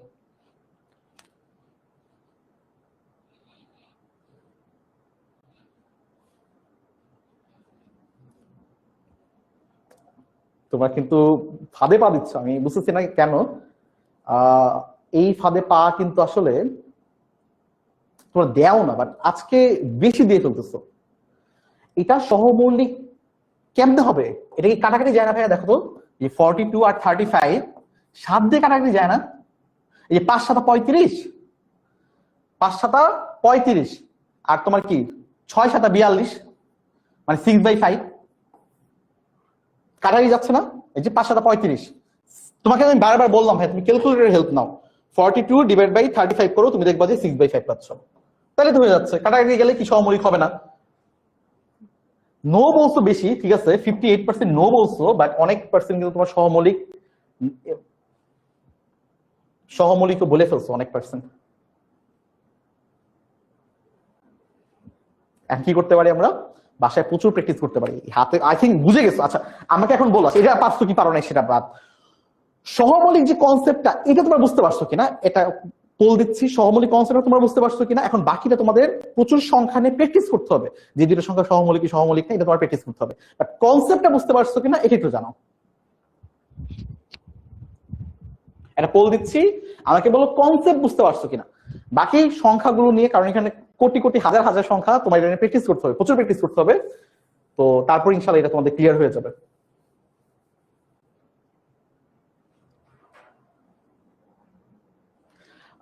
ওকে, আচ্ছা। আর আমাদের মনে হয় এখানে একটা জিনিস আমরা একটু ভুল বলছি, যেমন আমার জিরোকে কিন্তু হচ্ছে আমরা মানে, যদি দেখো এখানে একটা জিনিস ভুল না, মানে ভুল বলতে একটা জিনিস আমরা একটা জিনিস একটু আরেকটু ডিটেলসে পড়াই, মানে একটু কনফিউশনে তোমরা পড়বা। যদি তোমাকে কখনো বলা হয় যে ভাইয়া আমাকে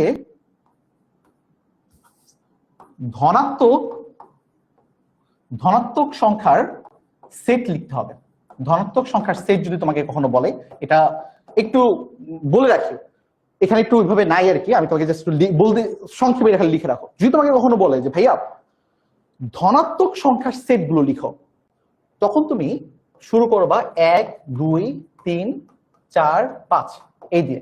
আচ্ছা, ধনাত্মক পূর্ণ সংখ্যা লিখে রাখি, যে পূর্ণ সংখ্যা, ধনাত্মক পূর্ণ সংখ্যার সেট যদি তোমাকে কখনো বলে, তখন তুমি 0 1 2 3 4 5 এইভাবে তুমি শুরু করবে। এটা হচ্ছে আমাদের ধনাত্মক পূর্ণ সংখ্যার সেট। যদি তোমাকে কখনো বলা হয় অঋণাত্মক পূর্ণ সংখ্যার সেট, তখন তুমি এটা শুরু করবা 0 1 2 3 4 5 এটা দিয়ে। তার মানে আমরা বুঝলাম এটার কথার মারপেচ আছে। যদি তোমাকে শুধুমাত্র ধনাত্মক বলে, তখন এখানে 0 ইনক্লুড হবে না। যদি তোমাকে বলা হয় অঋণাত্মক, ঋণাত্মক না, তখন কিন্তু তোমার এখানে আসলে 0 ইনক্লুড হবে। মাথায় রেখো এটা, জাস্ট এতটুকু মাথায় রেখো। তার মানে আমরা কি বুঝলাম, অঋণাত্মক পূর্ণ সংখ্যা যদি কখনো আমাদেরকে বলা হয়, তখন আমরা 0 থেকে শুরু করব। আর যদি ধনাত্মক পূর্ণ সংখ্যা বলা হয়, তখন আমি এটাকে 0 ইনক্লুড করব না। জাস্ট এই দুইটা লাইন মাথায় রাখো, তাহলে তোমাদের আর অত কিছু পড়া লাগবে না। এখানে অনেক কিছু দেওয়া আছে, তো এখানে এত কিছু দেখতে গিয়ে কনফিউজ হয়ে যাবা। জাস্ট একটা মাথায় রাখবা, যদি বলা হয় ধনাত্মক পূর্ণ সংখ্যা, তখন তোমার 0 থাকবে না। যখন বলা হবে অঋণাত্মক পূর্ণ সংখ্যা, তখন তোমার এখানে 0 ইনক্লুড হবে। এটা কিন্তু আমাদের অনেক সময় পরীক্ষায় আসবে, বা অনেক সময় আমাদের ইয়ার মধ্যে থেকে যাবে আর কি, মানে তোমার ভাষাগত ভাবে এই কথাগুলো আমাদের বলা হবে। যদি কখনো বলা হয় অঋণাত্মক লিখো, তখন আমরা লিখবো হচ্ছে 0 থেকে 1 2 3 4। যদি বলা হয় ধনাত্মক লিখো, তখন আমরা 0টাকে কাউন্ট করব না। আর যদি পূর্ণ সংখ্যা বলে শুধুমাত্র, তখন আমাদের নেগেটিভ থেকে পজিটিভ এবং 0 সহ সবকিছুই হবে। আচ্ছা, মোটামুটি 90% তোমরা বুঝতে পারছো, ভেরি গুড। বাট এখন এগুলো ভাই অনেক বেশি প্র্যাকটিস করতে হবে। এটা তোমরা বুঝছো, যেটা কনসেপ্ট বুঝে গেছি, এখন প্র্যাকটিস করতে হবে। এবং সবচেয়ে বেশি হেল্প করবে মানে ক্যালকুলেটর তুমি হেল্প করো। ক্যালকুলেটর নিয়ে তুমি হচ্ছে দেখো যে এটা কাটাকাটি যায় কিনা। আস্তে আস্তে এখন আমি মূলত অমূলটা শুরু করে ফেলি, নাহলে আমাদের অত সময় পাবো না। ভগ্নাংশ সংখ্যা কারা, এটা মোটামুটি তোমরা জানো। এখন প্রকৃত ভগ্নাংশ আছে, অপ্রকৃত ভগ্নাংশ আছে। যদি এমন হয়, আমরা কি জানি, মনে করো 1/2 এটা ভগ্নাংশ না, মানে যাদেরকে হচ্ছে আমি দুইটা সংখ্যার ভাগ আকারে লিখতে পারি এইভাবে আর কি, এটাকে বলি আমরা ভগ্নাংশ সংখ্যা। উপরেটাকে বলি হচ্ছে আমরা লব, নিচেটাকে বলি হচ্ছে আমরা হর। এগুলো মনে তোমার প্রশ্ন অনেক আগে থেকেই, তাই না? এগুলোকে আমরা লব বলি, এটাকে আমরা হর বলি। এখন ভগ্নাংশ সংখ্যা তোমার আবার দুই ধরনের হইতে পারে, দুই ধরনের। একটা তোমার প্রকৃত আর একটা অপ্রকৃত। প্রকৃত হবে যদি তোমার, প্রকৃত ভগ্নাংশ হবে যদি তোমার লব ছোট হয়, হর বড় হয়। যেমন কি 1/2, 1/3, 1/4, এগুলো সবগুলো তোমার প্রকৃত ভগ্নাংশ। কারণ কি, হর তোমার হর বড়, লব ছোট। আর অপ্রকৃত হবে কি, অপ্রকৃত ভগ্নাংশের জন্য কি হবে ভাইয়া, তোমার উপরেটা বড় হবে, মানে লব বড় হবে এবং হর তোমার ছোট হবে। মানে কি, মানে মনে করো 4/3, তারপর মনে করো তোমার হচ্ছে 7/2, বা বড় বড় 9/5, এগুলো সবগুলি তোমার হচ্ছে অপ্রকৃত ভগ্নাংশ।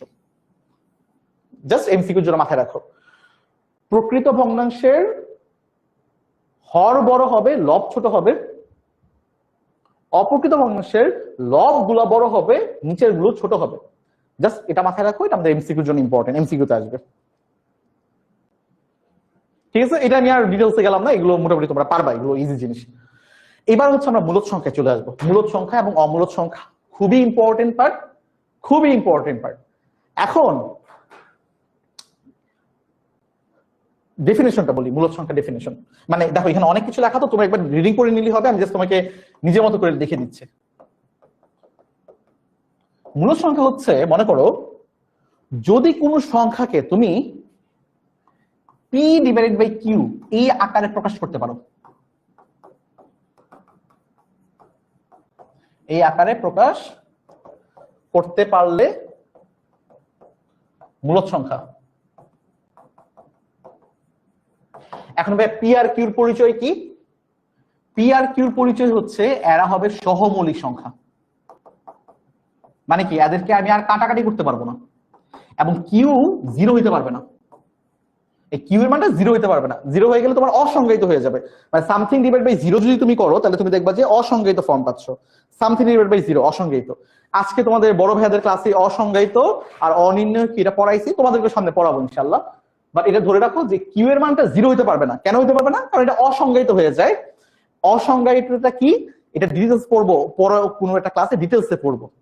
আর অনির্ণয় একটা ফর্ম আছে, ওটা ডিটেলসে পড়বো, আজকে ক্লাসে যাচ্ছি না। খালি ধরে রাখো যে কিউ 0 হতে পারবে না, হর 0 হতে পারবে না। এবং পি আর কিউর মধ্যে যে সম্পর্ক, এটা কি? এরা হচ্ছে সহমৌলিক সংখ্যা, মানে এদেরকে আমি আর কাটাকাটি করতে পারবো না। এই ফরম্যাটে আমি যে সংখ্যাগুলোকে প্রকাশ করতে পারবো তাদেরকে বলবো আমরা মূলদ সংখ্যা, আর যাদেরকে আমি এই ফরম্যাটে প্রকাশ করতে পারবো না তাদের বলবো আমরা অমূলদ সংখ্যা। তাহলে ভাই একটু দেখান তো, দেখো মনে করো 2/3, ভাইয়া এটা তো মূলদ সংখ্যা। কারণ কি? এটাই মনে করো আমাদের পি, এটাই মনে করো হচ্ছে আমাদের কিউ, এবং দুজনই পূর্ণ সংখ্যা এবং সহমৌলিক সংখ্যা। পিও কি? সহমৌলিক পূর্ণ সংখ্যা আর কি, পূর্ণ সংখ্যা, পূর্ণতা লিখতে হবে, ঠিক আছে।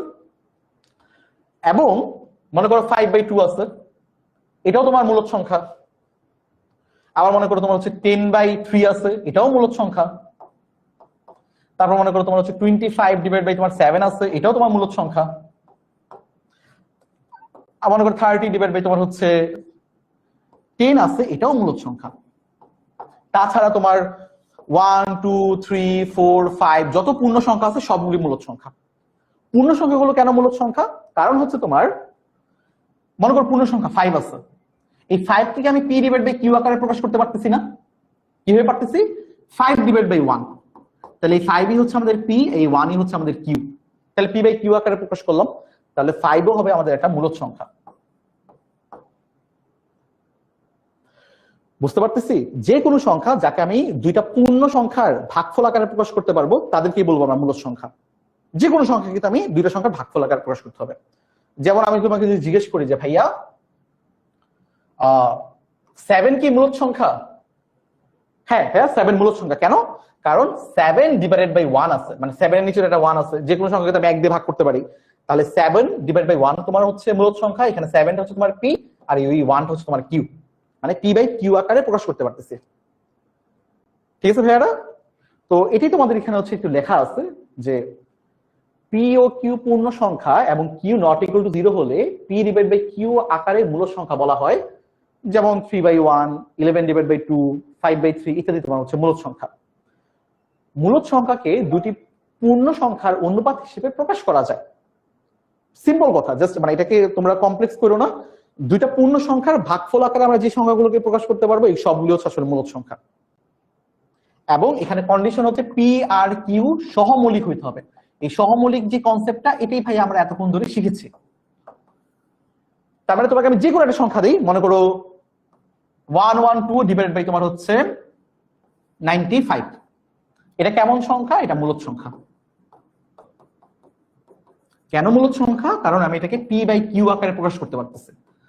আরো সংক্ষেপে যদি বলি, যে কোনো সংখ্যা যাদেরকে দুইটা পূর্ণ সংখ্যার ভাগফল আকারে প্রকাশ করতে পারবো তারাই মূলদ সংখ্যা।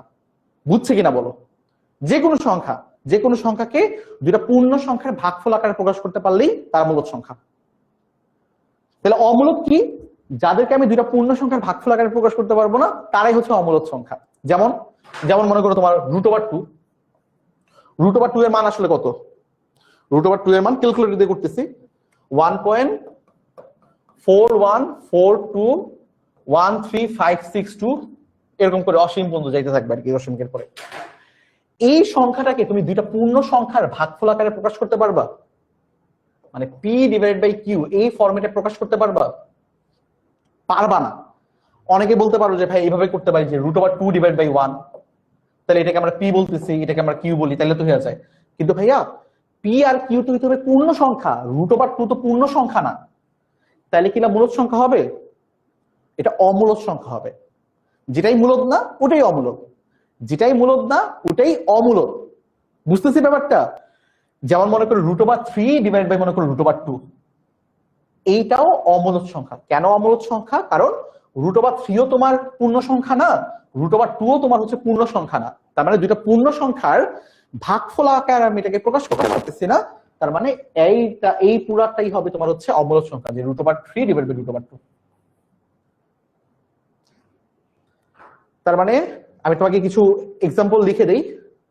যেমন তোমার এখানে মূলদ সংখ্যার কিন্তু বেশ কিছু এক্সাম্পল আছে, 3/1, 11/2, 5/3, মানে তুমি যেই সংখ্যাগুলো লিখতে পারবা দুইটার ভগ্নাংশ আকারে, এরাই তোমার হচ্ছে মূলদ সংখ্যা। এই যে সকল পূর্ণ সংখ্যা এবং সকল ভগ্নাংশ সংখ্যা হবে মূলদ সংখ্যা। সকল পূর্ণ সংখ্যা এবং সকল ভগ্নাংশ সংখ্যা তোমার মূলদ সংখ্যা। তুমি ইচ্ছা মতো লিখো না, তোমার যা ইচ্ছা লিখো, তোমার যা ইচ্ছা তুমি লিখো। মনে করো তোমার রোল কত, তোমার রোল মনে করো হচ্ছে 7, তোমার বন্ধু রোল মনে করো 10।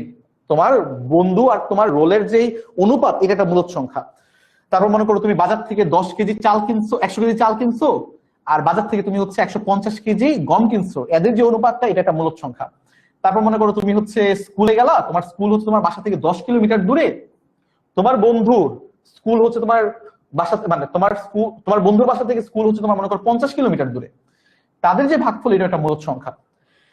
যে কোনো দুইটা পূর্ণ সংখ্যার ভাগফল হচ্ছে মূলদ সংখ্যা। এখন তোমরা একটা জিনিস বলতে পারো, ভাইয়া আপনি তো বলছিলেন পি আর কিউ কে হইতে হবে তোমার হচ্ছে সহমৌলিক, তাহলে 10/50 যে আপনি করলেন, এরা তো আসলে তোমার সহমৌলিক না, এত কাটাকাটি যায়, কাটাকাটি গেলে কি হবে দেখো তো, 1/5 হয়ে যাবে না? তার মানে এটার অ্যান্সারটা আসলে এটা, এই দুজন আসলে ইকুইভ্যালেন্ট, সমান, তার মানে দুজনই আসলে মূলদ সংখ্যা।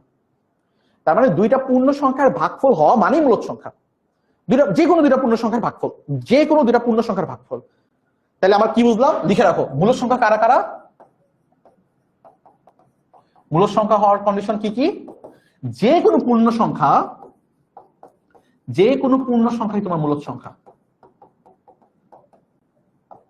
আর এটা হচ্ছে যে কোনো ভগ্নাংশ সংখ্যা।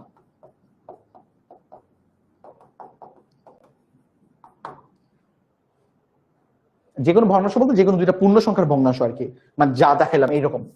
যেমন মনে করো পূর্ণ সংখ্যাগুলো কিভাবে ভগ্নাংশ, মূলত এটা তো বললাম যে 5 আছে, 6 আছে, 7 আছে, এটা সবাই মূলদ সংখ্যা।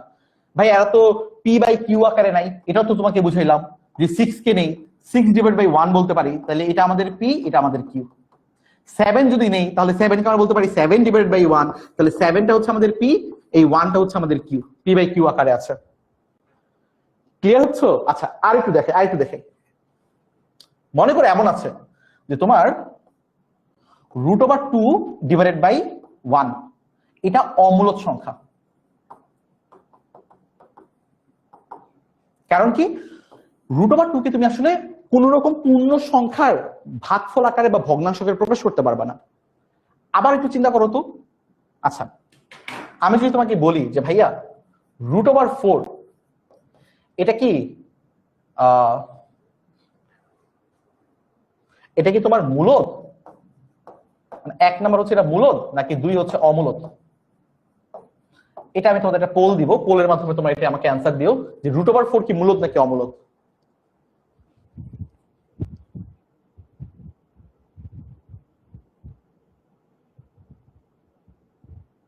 একটা পোল দিচ্ছি, √4 কি মূলদ নাকি অমূলদ, এটা আমাকে একটু তোমরা পোলের মাধ্যমে জানাও।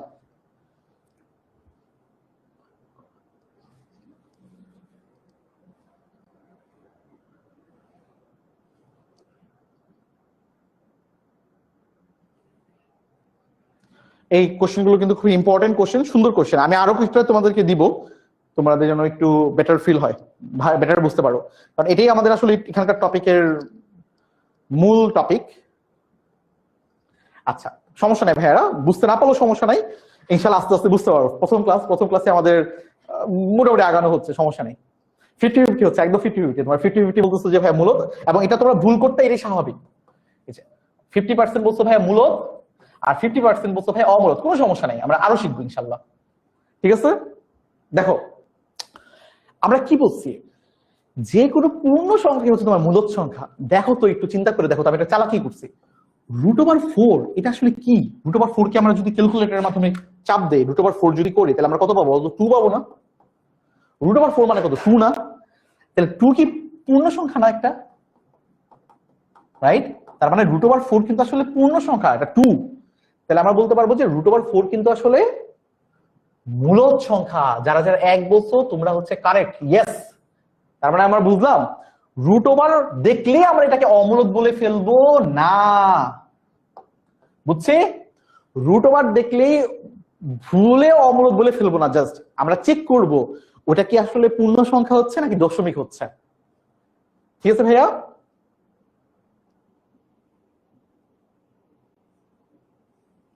বুঝতে পেরেছি ভাইয়া?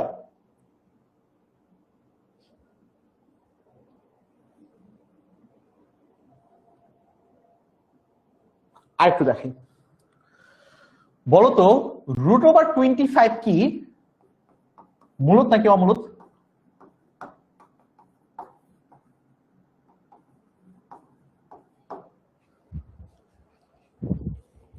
পোল দিচ্ছি একটা, তোমরা আমাকে জানো যে √25 কি মূলত নাকি অমূলত। এবার আই থিঙ্ক তোমরা কিছুটা শুধরাবা বা শিক্ষা পাবা।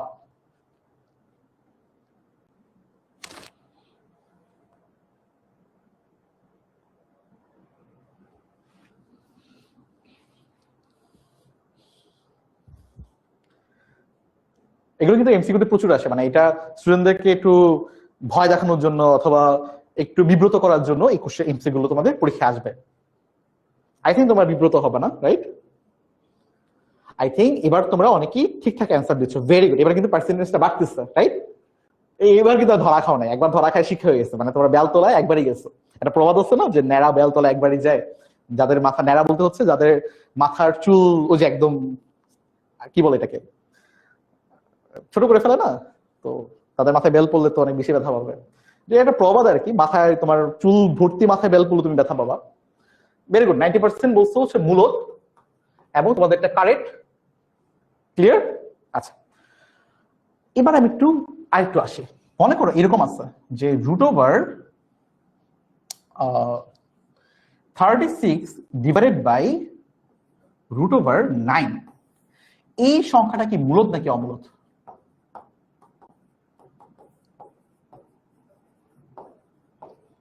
বলো।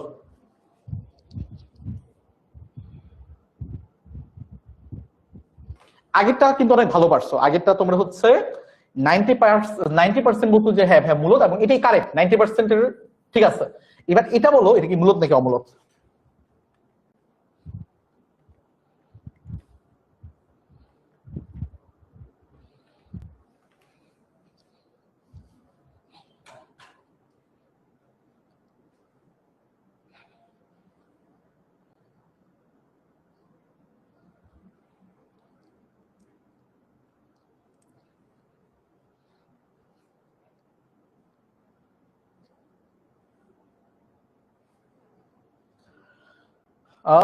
এবার পার্সেন্টেজটা একটু কমে গেছে, তার একটা কারণ হতে পারে যে তোমরা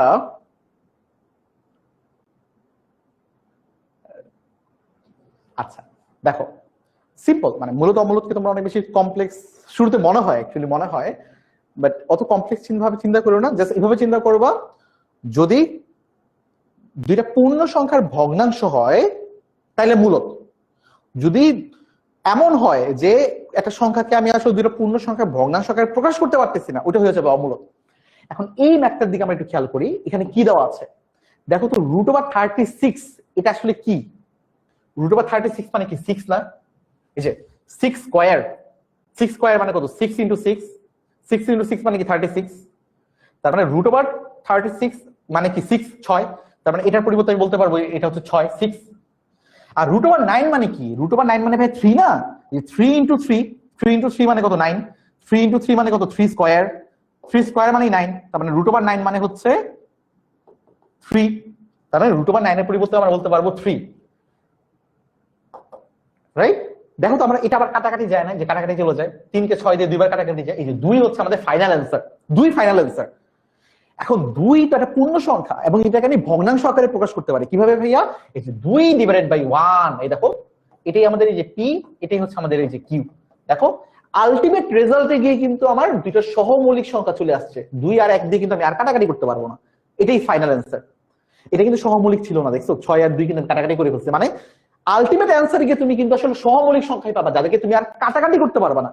তাহলে আমরা বুঝলাম যে এটা কিন্তু আসলে তোমার মূলত হবে। তোমরা 80% এটা ঠিক অ্যান্সার দিছো, 20% এটা ঠিক অ্যান্সার দিতে পারো নাই। আশা করি বুঝে গেছে কেন দিতে পারো নাই। ক্লিয়ার ভাইয়ারা? তাহলে আমরা বুঝে গেলাম যে এটা হবে আসলে মূলত। তাহলে কি আমরা আরো কয়েকটা কি করবো কিনা বলো?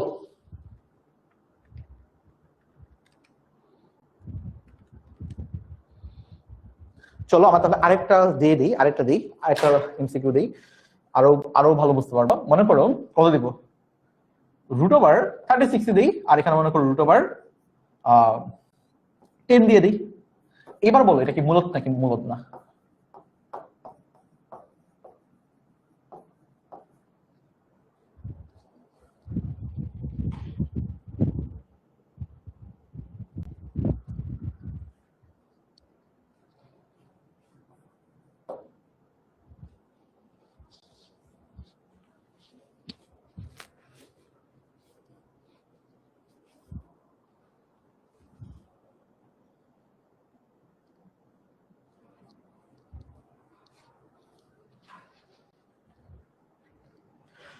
দেখো আমি কিন্তু তোমাদেরকে আসলে সবচেয়ে কঠিন গুলো দিয়ে ট্রাই করাচ্ছি, সহজ সহজ গুলো তো আসলে তোমরা দেখলেই বুঝবা। যেমন যদি আমি তোমাকে এমন দিতাম 36/10, তাহলে তো হইলই, এটা তো বলতেই পারবা। অথবা যদি দিতাম যে √2/6, তাহলে এটা তোমরা ইজিলি বলতে পারবা কি মূলত নাকি অমূলত। একটু কমপ্লেক্স করে দিচ্ছি, একটু ঘুরায় পেঁচাই দিচ্ছি, যেন তুমি আলটিমেটলি যাই দেখ তুমি যেন শিখতে পারবা, বুঝতে পারো। ওকে, তোমরা মোটামুটি এবারও 80% মতো ঠিক অ্যান্সার দিচ্ছ, বলছো যে ভাইয়া এটা অমূলত। ঠিক আছে, এটাই অমূলত হবে। কেন খেয়াল করো, √36 এটা মানে 6, ঠিক আছে বুঝলাম, কিন্তু √10 কি কিন্তু ভাইয়া আমি আর পূর্ণ সংখ্যায় ভাঙাইতে পারবো না। √10 এর মান কত আসে দেখি তো, যে √10 যদি হয় 3.16227766, এটা হচ্ছে আমাদের √10 এর মান। তার মানে এটা পূর্ণ সংখ্যা হইলো না। √10 কি কিন্তু আমি পূর্ণ সংখ্যা আকারে প্রকাশ করতে পারতেছি না। তার মানে 6/√10। তাহলে এটাকে আমার পি বললে এটাকে আমরা কিউ বলতে পারবো না, কারণ কি এটা পূর্ণ সংখ্যা না, তো এটা তো তোমার দশমিকে চলে আসতেছে। তার মানে এটাকে আমি আসলে দুইটা পূর্ণ সংখ্যার ভাগফল আকারে প্রকাশ করতে পারতেছি না, বিধায় এটা অমূলত সংখ্যা। এটা যে অমূলত সংখ্যা, এবার বলো এটা তোমরা বুঝতে পারছো কিনা। এখন তো বুঝাইলাম যে এখানে আমি দুইটা পূর্ণ সংখ্যার ভাগফল আকারে প্রকাশ করতে পারতেছি না। এবার বলো এটা যে অমূলত সংখ্যা, এটা তোমরা বুঝতে পারছো কিনা। এটা ইয়েস নো পোল দিয়ে দিচ্ছে। আমাদের ক্লাসে আজকে এতটুকুই ছিল আসলে মূলত অমূলতটাই বোঝানোর। তারপর মূলত অমূলতের কিছু ম্যাথ রয়েছে, এটা আমরা ইনশাআল্লাহ নেক্সট ক্লাসে পড়বো। আজকে আর কিছু এমসিকিউ আমরা শেষ করি, কিছু এমসিকিউ আমরা দেখবো, কিছু এমসিকিউ দেখি হচ্ছে আমরা ক্লাসে শেষ করে ফেলবো।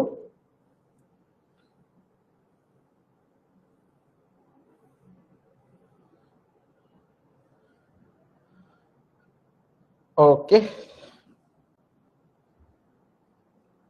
মূলত অমূলত এটা বুঝতে পারছো কিনা এবার বলো, এটা মোটামুটি ক্লিয়ার হয়েছে কিনা। এখন যে কথাটা, এটা হচ্ছে তোমার বাসায় এখন অনেক বেশি প্র্যাকটিস করতে হবে, যে কোনো নাম্বার নিয়ে অনেক বেশি প্র্যাকটিস করতে হবে।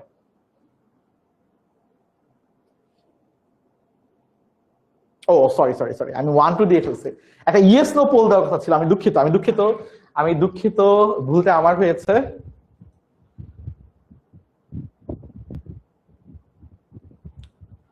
আমি একটা ভুল করেছি, আমি ভুলটাকে শুধরাই নিচ্ছি। হ্যাঁ, শেষ, আমাদের ক্লাস শেষ প্রায়। আমরা জাস্ট এখন কটা এমসিকিউ প্র্যাকটিস করে ছুটি দিয়ে দিব। আমাকে এখন বলো, এই যে আগের যে নাম্বারটা, এটা যে অমূলত ছিল, ওইটা তোমরা বুঝতে পেরেছো কিনা। এবার একটা ইয়েস নো পোলের মাধ্যমে আমাকে জানাও, তারপরে আমরা এমসিকিউ শুরু করব, যেগুলো তোমাদের পরীক্ষা আসে, এগুলো সব বিভিন্ন জায়গায় পরীক্ষায় আসে এমসিকিউ। মোটামুটি আজকে ক্লাসটা বললাম তো, আজকে ক্লাসটা ছোট হবে, সহজ জিনিস পড়াবো, যেটা হচ্ছে ফার্স্ট ক্লাস। অত বেশি প্রেশার দিব না আমরা, এত বেশি প্রেশার আজকে আমরা ক্লাসে দিব না। ইনশাআল্লাহ আমরা নেক্সট ক্লাস থেকে হচ্ছে আরো একটু কঠিন কঠিন জিনিস পড়া শুরু করবো ইনশাআল্লাহ।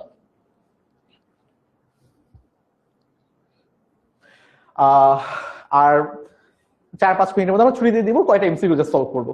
আমাকে আগে বলো যে তোমার মূলত অমূলতের ব্যাপারটা ক্লিয়ারলি বুঝতে পেরেছো কিনা। দেখো আজকে ক্লাসের মূল দুটা পার্ট ছিল, একটা হচ্ছে তোমার মৌলিক যৌগিক, এটা আমার মনে হয় তোমরা আগেও পড়েছো। একটা হচ্ছে সহমৌলিক সংখ্যা, এটা ইম্পর্টেন্ট টপিক ছিল। আর একটা তোমার হচ্ছে এই মূলত সংখ্যা এবং অমূলত সংখ্যা দুটো আইডেন্টিফাই করা, এই দুটো জিনিস অনেক বেশি ইম্পর্টেন্ট আজকে ক্লাসে আমাদের। ওকে, যাক, বেশ মাশাআল্লাহ, বেশ ভালো বুঝতে পেরেছো। এবার আমি তোমাদেরকে এই এমসিকিউ গুলো কয়টা প্র্যাকটিস করাবো, তারপর ছুটি দিয়ে দিব, দেখি কতটুকু ভালো বুঝতে পারো। আমরা আজকে এখন এমসিকিউ দিয়ে দিব। চলো আমরা এবার একটু ফার্স্ট এমসিকিউটা আমি একটা পোল দিচ্ছি, তোমরা দেখো, পোলে পার্টিসিপেট করো। তোমাদের কাছে পোলটা ফায়ার হয়ে গেল। আজকে ক্লাসে আমরা যা যা পড়িয়েছি একটা এক্সাম টাইপের বলতে পারো, ক্লাসের মধ্যে একটা এক্সাম। আমাদের হাতে সময় আছে 4 মিনিট, 4 মিনিট আমরা এমসিকিউ সলভ করে বিদায় নিয়ে নিব। তোমাদের আর কষ্ট দিব না, এবং আশা করি প্রথম ক্লাস অনুযায়ী ঠিকঠাক ভাবে আমরা গিয়েছি, মানে খুব বেশি তোমাদের প্রেশার হয় নাই, রাইট? এবং তোমাদের সাথে আমি যেহেতু নতুন ক্লাস করছি, আমার একটু সময় লাগবে তোমাদেরকে বোঝার জন্য, আমার একটু সময় লাগবে, তোমাদের মেন্টালিটি বোঝার জন্য আমার সময় লাগবে। বুঝোই তো তোমাদের সাথে কখনই ক্লাস নেই, তো ইনশাল্লাহ আমাদের ওই বন্ডিংটা হয়ে যাবে। একটা টিচারের সাথে একটা স্টুডেন্টদের কিন্তু একটা বন্ডিং এর ব্যাপার আছে, বা আমি তোমাকে বুঝার একটা ব্যাপার আছে, অথবা তুমি আমাকে বুঝবা, এটার একটা ব্যাপার আছে, এবং এটার জন্য একটু সময় লাগে। আমি আশা করব আমাদের খুব কম সময়ের মধ্যে এটা একটা বন্ডিং ক্রিয়েট হয়ে যাবে। যেমন আমার সাথে কিন্তু আমার ক্লাস 10 এর ভাইয়াদের আপুদের একটা ভালো বন্ডিং আছে। যেমন আজকে ক্লাসে আমার সাথে ভালো এনজয় করছি আমরা, কলেজে ভাই আপুদের সাথে একটা ভালো বন্ডিং আছে। তো তোমাদের সাথে আমার যেহেতু মাত্র নতুন নতুন যাত্রা শুরু হয়েছে, ওই বন্ডিংটা ক্রিয়েট হয়ে যাবে, এবং আমি বুঝতে পারবো তোমাদের আসলে কোথায় সময় লাগে। যেমন আমি হয়তোবা কয়টা জায়গায়, আমি আজকে ক্লাস নিয়ে ফিল করছি আর কি, যে কয়টা জায়গায় হয়তোবা তোমাদের জন্য আমার বোঝানোর স্টাইলটা একটু অন্যরকম হওয়া উচিত ছিল, যেটা আসলে আমি শুরুতে বুঝতে পারিনি। বাট ইনশাল্লাহ আস্তে আস্তে হচ্ছে তোমাদের ওই ব্যাপারটাকে আমি আরো ইমপ্রুভ করার ট্রাই করবো, যে তোমাদের যেন আমি তোমাদের মতো করে বুঝাতে পারি। ওকে, মোটামুটি 60% বলছো বাস্তব সংখ্যা, বাকিরা একটু ভুল করে ফেলছো। দেখো ভাইয়া, মূলত অমূলত সকল মূলত অমূলত সংখ্যাকে আমরা বলবো আসলে বাস্তব সংখ্যা। আমরা আসলে সবই বাস্তব সংখ্যার পার্ট। একদম প্রথম স্লাইডটা বাবুরা দেখো দেখো দেখো, একদম প্রথম স্লাইড থেকেই ম্যাপটা আসছে। বাস্তব সংখ্যায় আমি দুইটা ভাগে ভাগ করতে পারি, একটা মূলত একটা অমূলত। কেমন লাগলো? একদম প্রথম স্লাইডের পড়া এটা। তারপরে মূলতে তোমার অনেক পার্ট আছে, অনেক কিছু আছে, অমূলদেরও তোমার অনেক পার্ট আছে, এগুলো অনেক ইম্পর্টেন্ট, আবৃত অনাবৃত পড়বো আমরা। তাহলে কি বুঝলাম? তো একদম প্রথম স্লাইড থেকে আমাদের প্রথম এমসিকিউটা আসছিল, যেখানে কিনা আমরা 40% এর মতো একটু ভুল করছি, সমস্যা নাই, আমাদের হাতে আরো চান্স আছে, আরো আমরা অ্যান্সার দিতে পারবো। দেখো তাহলে কি বুঝলাম? এটা কি হবে? এটা হবে বাস্তব সংখ্যা, রাইট? আর কি ভুলবা আমাকে বলো? এইরকম কোশ্চেন যদি কখনো আসে, যে ক্লাসে একটা ধরা খেলা না, যারা যারা ধরা খেয়েছো, যারা পারছো ভেরি গুড, যারা ধরা খেয়েছো তারা কি আর জীবনে ভুল করবা? ভুল করবো না কিন্তু। পরেরটা দেখি, মূলদ সংখ্যা কোনটা? Interesting, right? এই এইবার যদি না হয়, এইগুলো কিন্তু অনেকবার করে প্র্যাকটিস করি, দেখো এগুলো পরীক্ষা আসে। তো বি কেয়ারফুল, ভালোভাবে বুঝে শুনে অ্যান্সার দিও, বুঝছো? বুঝে শুনে অ্যান্সার দিও। কিন্তু আমি পোলটা ফায়ার করতেছি, সবাই আঙ্গুল রেডি রাখো, ভুলেও কেউ ভুলে অ্যান্সার দিও না, মানে ভুল করেও কেউ ভুল অ্যান্সার দিয়ে ফেলো না, ঠিকঠাক অ্যান্সার দিও একদম। এগুলি পরীক্ষা আসে, প্রচুর করে আসে, এই যে রুট ওভার টুট ওভার দিয়ে আসে, এইগুলো আমি এগুলোই খালি প্র্যাকটিস করেছি, নর্মাল গুলো করাই নাই কিন্তু। এবার বলো কোনটা মূলদ সংখ্যা?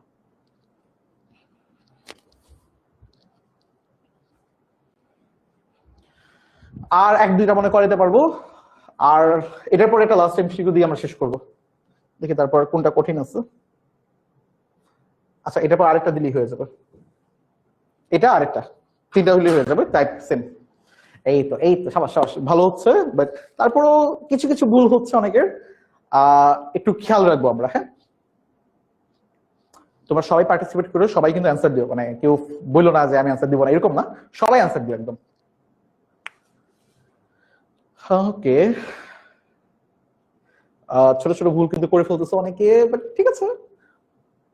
আচ্ছা, আগেরটা কত পার্সেন্ট হয়েছিল জানি, ভুলে গেছে, আমি কি লিখছিলাম? হ্যাঁ, আগেরটা 60% মনে পড়ছে। আগেরটা 60% তোমরা কারেক্ট অ্যান্সার দিছিলা। এবার হচ্ছে তোমরা দেখো ভাইয়া, চিন্তা করো তো মূলদ সংখ্যা কোনটা। রুট ওভার 13 কি তুমি যেটা পূর্ণ সংখ্যার ভাগফল আকারে প্রকাশ করতে পারবা? রুট ওভার 13 আসলে কত? 3.6055। তাহলে পূর্ণ সংখ্যা আমি করতে পারবো না, তাহলে এটা মূলদ হইলো না। রুট ওভার 14 এর মান কত ভাইয়া? ক্যালকুলেটর দিয়ে এই মানগুলো বের করতে হবে তো। 3.7416, তাহলে এটাও তো মূলদ হইলো না। রুট ওভার 15 এর মান কত? 3.8729, তাহলে মানে এটা দশমিক আসছে, এটাও মূলদ হইলো না। রুট ওভার 16 মানে কত দেখি তো? 4 না ভাইয়া? তার মানে এটাই আমাদের পূর্ণ সংখ্যা, তার মানে এটাই আমাদের মূলদ সংখ্যা। এবং তোমরা বেশিরভাগই অ্যান্সার ঠিক দিতে পারছো, প্রায় 74% তোমরা এটা কারেক্ট অ্যান্সার দিছো।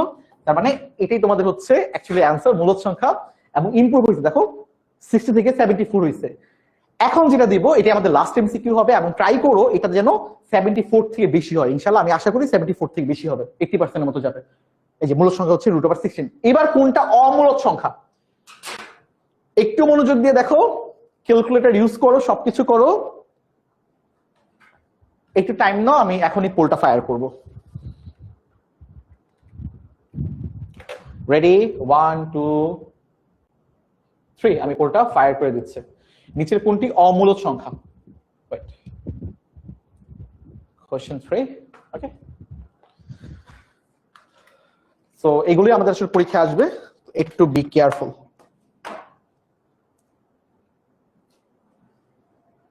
এটা দিয়ে হচ্ছে আজকে শেষ করবো। তোমাদের সাথে আসলে কথা বলতে পারিনি, তোমাদের মেসেজ দেখতে পারিনি, তো এটার জন্য আসলে আমার নিজের খারাপ লাগছে। বাট ইনশাল্লাহ ট্রাই করবো তোমাদের মতো করে আরো পড়াইতে আমাকে একটু ফিডব্যাক দিও। তোমরা অবশ্যই ফিডব্যাক দিবা যে ভাই আপনি আমাদের আরেকটু ভাবে বোঝান, ওইভাবে বোঝান। যেহেতু কমেন্ট আজকে দেখতে পারিনি, তো ট্রাই করো ভাইয়াকে একটা ফেসবুকে একটা ফিডব্যাক দিতে, ভাইয়ার ক্লাস কেমন লেগেছে অথবা ভাইয়ার ক্লাসটা আর কিভাবে ইমপ্রুভ করা যেতে পারে। আমি ইনশাআল্লাহ তোমাদের সবগুলো কমেন্টই পড়বো। যেহেতু আমার পরীক্ষা এখন আর পড়তে পারবো না, হয়তো পরে পরে কোনো একদিন ফিডব্যাক দিও আরো একটা ক্লাস নেওয়ার পরে। এবার কিন্তু একটু ভুল হচ্ছে। অমূলত কিন্তু ভাই, মূলত না, অমূলত। এই দেখো অমূলত, অমূলত, অমূলত। সাবধান সাবধান, একটু কিন্তু ভুল হচ্ছে। এটা কিন্তু কমে গেল, কমে গেল।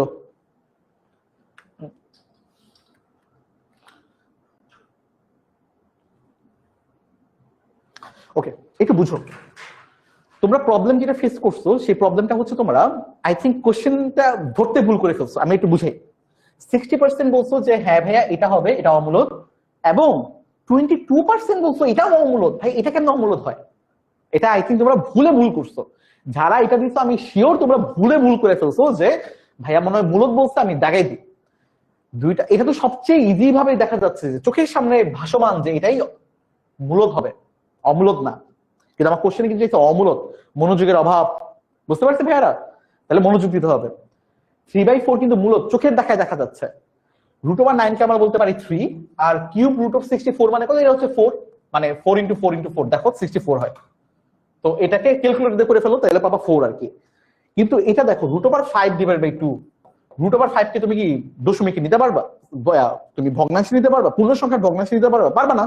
ভগ্নাংশই প্রকাশ করতে পারবে না √5 কে। তাহলে এটা √5/2, এটাই তোমার হচ্ছে অমূলত সংখ্যা। আই থিঙ্ক তোমরা ভুল কোশ্চেন করছো। নিচে কোনটা মূলত সংখ্যা? কোশ্চেন গুলো এরকম সেম। আই থিঙ্ক তোমরা বুঝে গেছো, এখন দেখলে পারবা কোনটা মূলত সংখ্যা হবে। আচ্ছা, এটা দিয়ে শেষ করি, যেহেতু এটা ভালো করে পারো নাই। এটা দিয়ে শেষ করবো ইনশাল্লাহ। এটা দিয়ে ক্লাস শেষ করি, যেহেতু আগেরটাতে একটু প্রবলেম করছো, তাহলে এটাই আমাদের শেষ এমসিকিউ হবে। আগেটা প্রবলেম না করলে আগেটাই শেষ এমসিকিউ হইতো, বাট কিছু করার নাই, প্রবলেম যেহেতু হয়ে গেছে, প্রবলেমটাকে শেষ করি, আমরা আগাবো। তো আমাদের সাথে দেখা হবে ইনশাল্লাহ। তোমরা হচ্ছে এখন একটু রেস্ট নাও, রেস্ট নিয়ে এসে বইটা খুলে একটু দেখো যে যা যা পড়ালাম এটা একটু জাস্ট রিভিশন দাও, তাইলেই হয়ে যাবে ইনশাল্লাহ। আর শুরু থেকে সিরিয়াস থেকে পরীক্ষাগুলো দিও ঠিকভাবে, ঠিক আছে? এটার অ্যান্সারটা দিয়ে শেষ করি আমরা আজকের ক্লাসটা।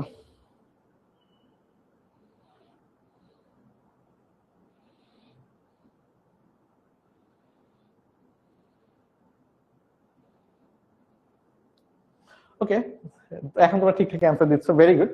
তাহলে কি হবে? এটা তো হবে না, এটা মানে 1/√3, তার মানে এটা হচ্ছে না। এটা মানে কত? এটা হচ্ছে তোমার 1/, সরি এটা তো ভুল লিখলাম, এটা শুধু √3 আর কি। আর এটা হচ্ছে 1/√5, এটা মানে √7/3, মানে কোনটাই আসলে তুমি পূর্ণ সংখ্যার আকারে প্রকাশ করতে পারতেছো না, একমাত্র এটা ছাড়া। এটা মানে √3 মানে কত? 9/4। তাহলে এটা কি মূলত সংখ্যা? ইজি, বুঝতে পারছি আশা করি। এখন ব্যাপারগুলো হচ্ছে অনেক বেশি প্র্যাকটিসের ব্যাপার। এগুলো নাম্বার, তো নাম্বার আসলে প্র্যাকটিস যত করবা তত ভালো পারবা।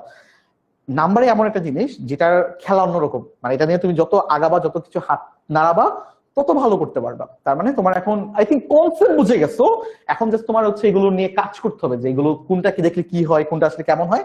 এবং আমি আশা করি তোমরা একটু প্র্যাকটিস করলেই খুব ইজিলি এগুলো ভালো করে অ্যান্সার করতে পারবে। তো আই থিঙ্ক, আমি জানি না আজকে ক্লাসটা তোমাদের কেমন লাগছে। তোমার সাথে প্রথম যেহেতু ক্লাস ছিল, ইনশাল্লাহ আরো ইমপ্রুভ হবে ক্লাসটা। দেখা হচ্ছে পরবর্তীতে ক্লাসে। আর খুব ইজি টপিক ছিল, তো আসলে এই টপিকগুলো শুরুতে আরো ইন্টারেস্টিং টপিক আসবে আর কি। এগুলো ইন্টারেস্টিং, বাট আরো ইন্টারেস্টিং অনেক টপিক আসবে।